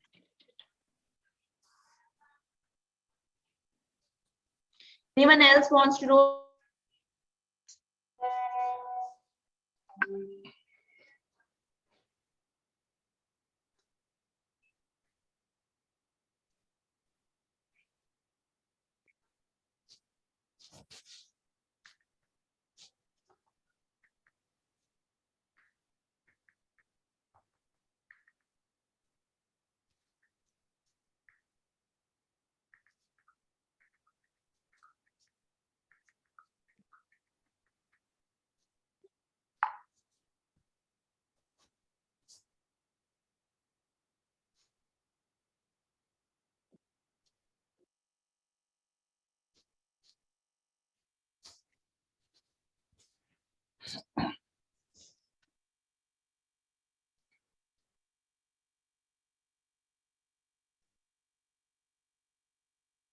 Harshvardhan, are you sharing your some doubts on this?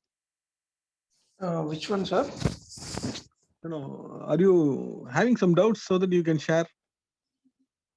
Just I was going through that only, sir. Okay. I think ma'am skipped out. Hello. I think ma'am got skipped out. Hello, Muralidharan, sir. Yeah. I'm listening. Yeah. Yeah. My doubt was if it is in the exam, they said draft a claim only, then we have to draft only the one claim, which includes all, or can we go with a dependent claim also? That was my question to ask, ma'am. See, if you have time and this thing, No, you can do. not about like that. Ma'am said, na. Ma'am has said that I am restricting this question to single claim. So you have to put everything in one claim like that. She is asking, right? Correct. No, so today she is more making us aware of preamble and how first claim looks like. So that's why she's asking us to write only one claim now. Okay, it won't affect our examination criteria. No. See, until and unless you can't draft independent claim on your own, we cannot jump to dependent claims. Yes. We need to first learn the independent claim, right? So that's where she's coming from. Okay, Yes, so that's why she's asking to put everything in an independent claim. So whenever you see, even when you see, right, any patent document, the first claim, whenever you see the independent claim, right, it holds all the elements. And the moment you go into dependent, you will become, it will narrow down the scope of the first claim. Yes. So on a broad perspective view, the first claim should have everything or all elements of that particular element. Okay.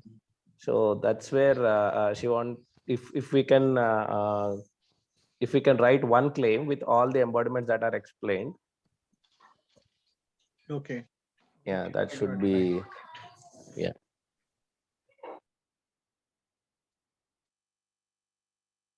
Meanwhile, ma'am joins, can anyone comment on what I have posted? Does that look good or any changes? I think there is multiple sentences. Ma'am said there should be one full stop only. I think we saw that in that, so that may be an issue. Multiple sentences. Yes, the claim should be in a single sentence, I think. Correct. Claim or one claim, one sentence. Yes, one claim, one sentence, where you had gone through two full stops. There is only. There is no police. Okay. I have given after blades. I have given one. Yes. Right? Yeah. Okay. And can we keep like this a food blender comprising of a base portion with the parts? No, when you're saying parts, it should be semicolon. That I know it because I have. Yeah, that's what I'm saying. No, I'm just asking it. When we are describing a base part, 12 semicolon with. Can we use the word with to describe the inner parts of the base parts? That also you can do. Just like I will say it. But normally what we follow is like we separate the parts first and we explain the what are all the parts that are there, and then we combine the text with the parts. Okay. So that it will come in a paragraph fashion. Yeah. What I thought is a food blender comprised of an open one thing only, comprised of an base portion 12 with a motor and a shaft, semicolon, and so upper now portion. You're saying if you want to connect, then you need to connect the base portion. So you're saying a base portion with an electric motor and a shaft. Now you are not describing how they are constructed. Yes. Then that mistake will come. Then that will be a mistake. But we're trying to keep all the parts, all the things in a independent claim, no, sir. No. If you are explaining it like a sentence, then it has to be a construction form. A base portion holds a shaft, and on shaft, the electric motor is mounted. That's how you need to write. That is what I learned from one of my colleagues, because I am not a perfect drafter, but I learned in that way. Sorry, team, I just missed Yes. your discussion. Anyone like Sure. write it in the chat or any further things? Sorry, like my network has an issue. I left it quickly. Sure. So, ma'am, you can see the chat, or does all the chat erased? It was erased actually. It's okay, it's fine. You can just share it in the WhatsApp later on, your answers, whatever. Okay. A kitchen apparatus, particularly referring. Yeah, for this I have given the reply in the WhatsApp group itself for everyone. I think you Sure, must sure. have now. Yeah. Okay. I think you Yeah. must have got it. For this particular, I have given it. Okay. But see, again, I want to discuss giving a kitchen apparatus. You're literally broadening, way too broadening the scope. Yes. Yes. Yeah, yes. So particularly referring to a food blender will be a dependent claim. There is no need to give a particularly referring to a food blender in the main claim itself. Because Okay. it's a kitchen apparatus is something broader, and a food blender is, we are particularly at the point. So you can just give that as a separate independent claim, referring back referring to the claim one. So I think there's still an error in my phone also. You're not getting the messages still. Okay. Coming to the housing consists of upper portion. So is it a continuation of the first claim or it's the second claim? No, it's the continuation. But So- only thing is I have used the full stop in between. Instead of full stop, it should be a semicolon again. After an electric motor, there should be a semicolon, then followed by and after the shaft to support the blades, there should be a semicolon, and go into a next line and go wherein the housing. You have to use the word that is a wherein the housing consists of an upper portion, which is a container with a lid to hold food. And again, colon. Next, wherein the lid can be opened by pressing down a switch. That should be again a next sentence. And please give numerals for the switch, which is already given 28. So guys, another thing, whatever numerals which were given in the question paper, please don't miss them in the draft. Yeah. Okay. Make sure that whatever reference numerals are given, they should reflect in your answers. Don't skip that, at least that part. So, ma'am, numerals in draft as well as in claims also, right? In claims also, right, ma'am? Yes, it's actually a recommended practice as of now. So, because I'm a practicing agent, I'm guiding to all people. I want you people to reflect the same thing what I'm using it. So you'll be in a complete safe zone if you practice these things. Generally, and there's a manual of patent practice also, which is in the publication section or in IP website. In that also, generally, it is recommended to include a reference numerals in claims. And also in abstract. Generally in abstract, according to rule 13, everything, we don't, there is no mentioning of reference numerals anywhere in the abstract. But patent office recommends us to amend the draft at the time of FER or during the hearing to include reference numerals in the abstract also, if we are using the technical, like see in the abstract, for this particular example itself, if you name the components the same way as the base portion, the upper portion, please include the reference numerals, because those are already referred with the particular numbers. So reflect that in the abstract. If they have not given any numbers, you don't add any numbers. You leave it, because and I also want to say, don't add any additional numerals on your own, because you're not redrawing the drawing in your paper where you can show your new numerals, new added numerals. So you're not providing any drawings at all. You're not redrawing them in your answer sheet. So don't use any additional reference numerals at all. It just creates a confusion among the evaluators, like where exactly this component is there, it's not shown in the figure and kind of question. Okay. Yes, ma'am. Actually, Madam, pretty madam, like I think that means in the exam question paper already drawings are there. We can just without redrawing we can refer it by numerals, right?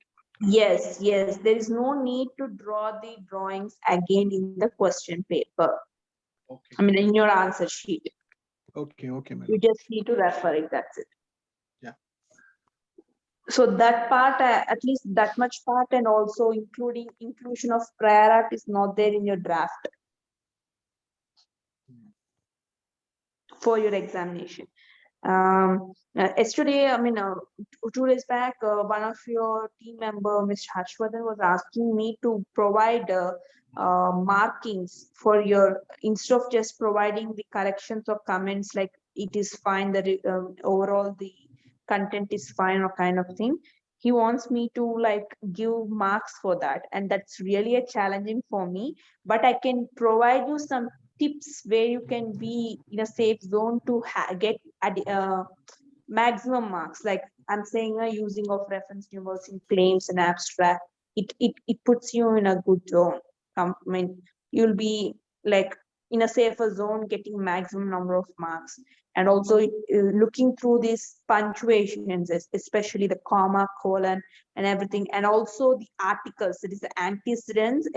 In the next slides, you'll be getting clearly. Using of a or an in the independent claims, and the dependent claim should follow with the, and also as claimed in claim 1, not as referred or in claim 1. In India, for Indian drafting purpose, we have to use as claimed in claim 1 or other independent claim, whatever the independent claim number can be. Okay. And also, what are the other tips? I mean, minor mistakes where you can see is, and also this brief description of drawings. If you, I have mentioned like what are the different views.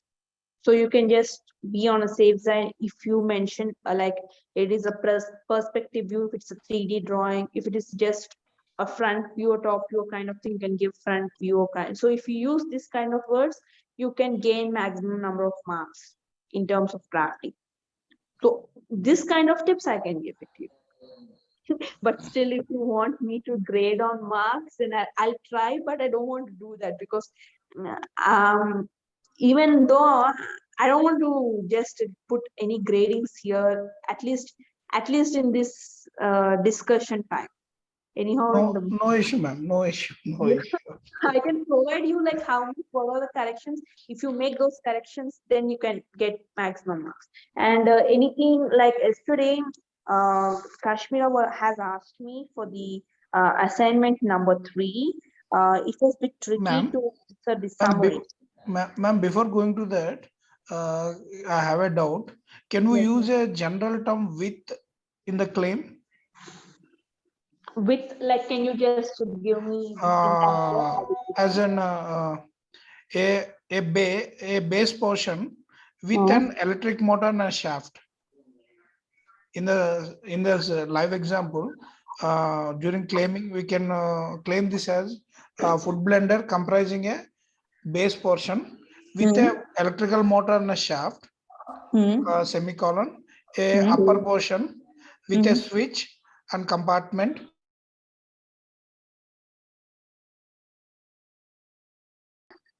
Because we are not exactly mentioning how they are interlinked or how they are positioned into the apparatus. Can we use that?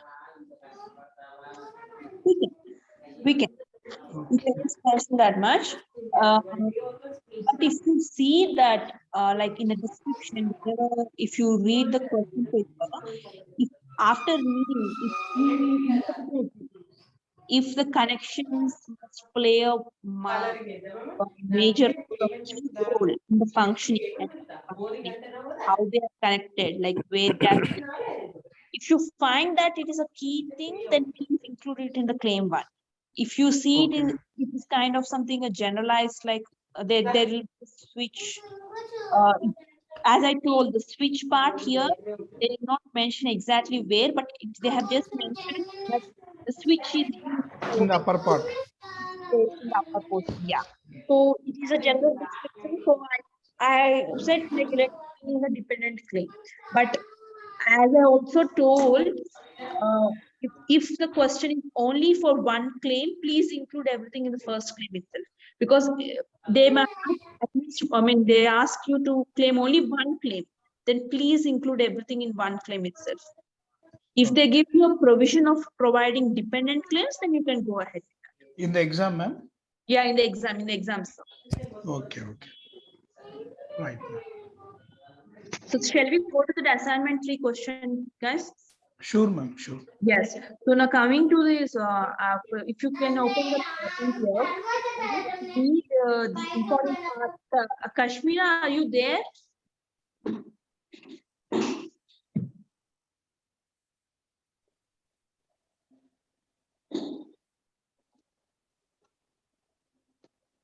Okay. So her question was. I think she left. Okay. Okay. Fine. I'll quickly say, like, anyone have any doubts in this particular question? Like, is it easy to follow? Because see, this has various objectives. This particular pressure cooker.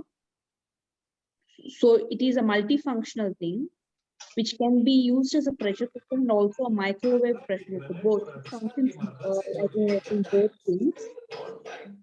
So I ask you to, at least I want an attempt from your team. So if I could see your answers, then fine, but I'll just prepare a summary for this and I'll post it once I receive your assignments from on this.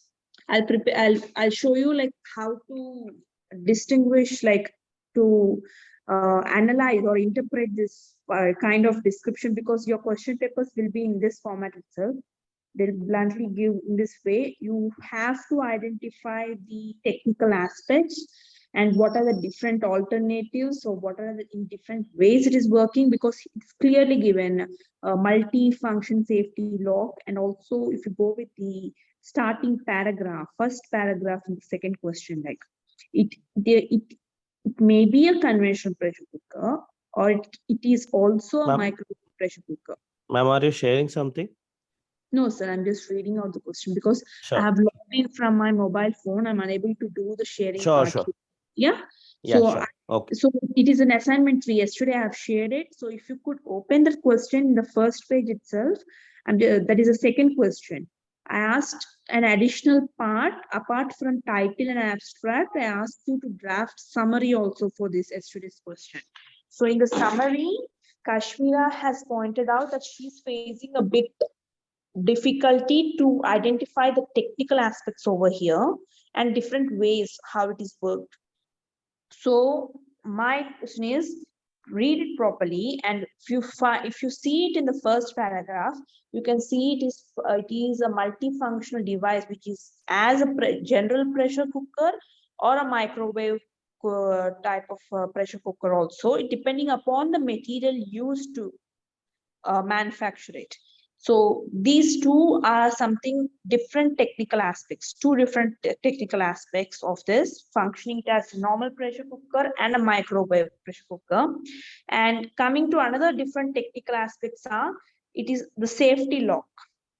So if you see the figure 1 and 2, there is a separate paragraphs for figure 1 and 2 described over here.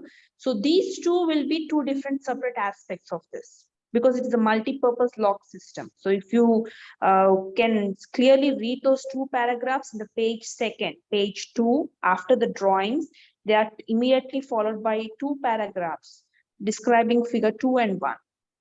So those two will be different functional or technical aspects of the device, entire device. And also there is another separate paragraph for the safety lock. So that will be another technical aspect. Okay. And if you see in the page 3, the last second paragraph and the last paragraph also, there are some advantages or applications of the same device in multiple ways. So those can also be multiple aspects or multiple technical aspects or different applications or different advantages. So based on it, I want at least attempt. I'll not grade anything, but once I receive a feedback from your end, then I'll post the summary, how it can be drafted. And you please try it again. And today I'll post you another assignment, a simple assignment where you need to draft claims, only one claim. Only one claim. I'll be giving you at least 2 exercises. Actually, today we need to cover, but there is no time. There are another 2 more exercises which I wanted to do it today itself. I'll post those 2 exercises for claims and this assignment number 3. So if by tomorrow I can expect these 2 assignments, right? You please give it out, because Mr. Brijesh is asking me to give assignments daily. So you will have more practice, and it will be like you can be little tensed during the paper too. Okay, guys, Sure, anything else? Please post your doubts in the WhatsApp group itself. We'll discuss it. I'll be available for the discussions, and I'll log off now because it's already a lot of time. And we'll Sure. start with other, like there are different types of claims and part of thing. It will take another 1 hour for tomorrow's session for explaining the claims, and the other time we'll spend on exercise itself. Okay. Sure, ma'am. Okay, ma'am. Thanks. Okay, ma'am. Thanks. I'm logging off. Brijesh, I'm logging off now. Sure, ma'am. Thank you, Brijesh. Thanks, everyone. Thank you, ma'am.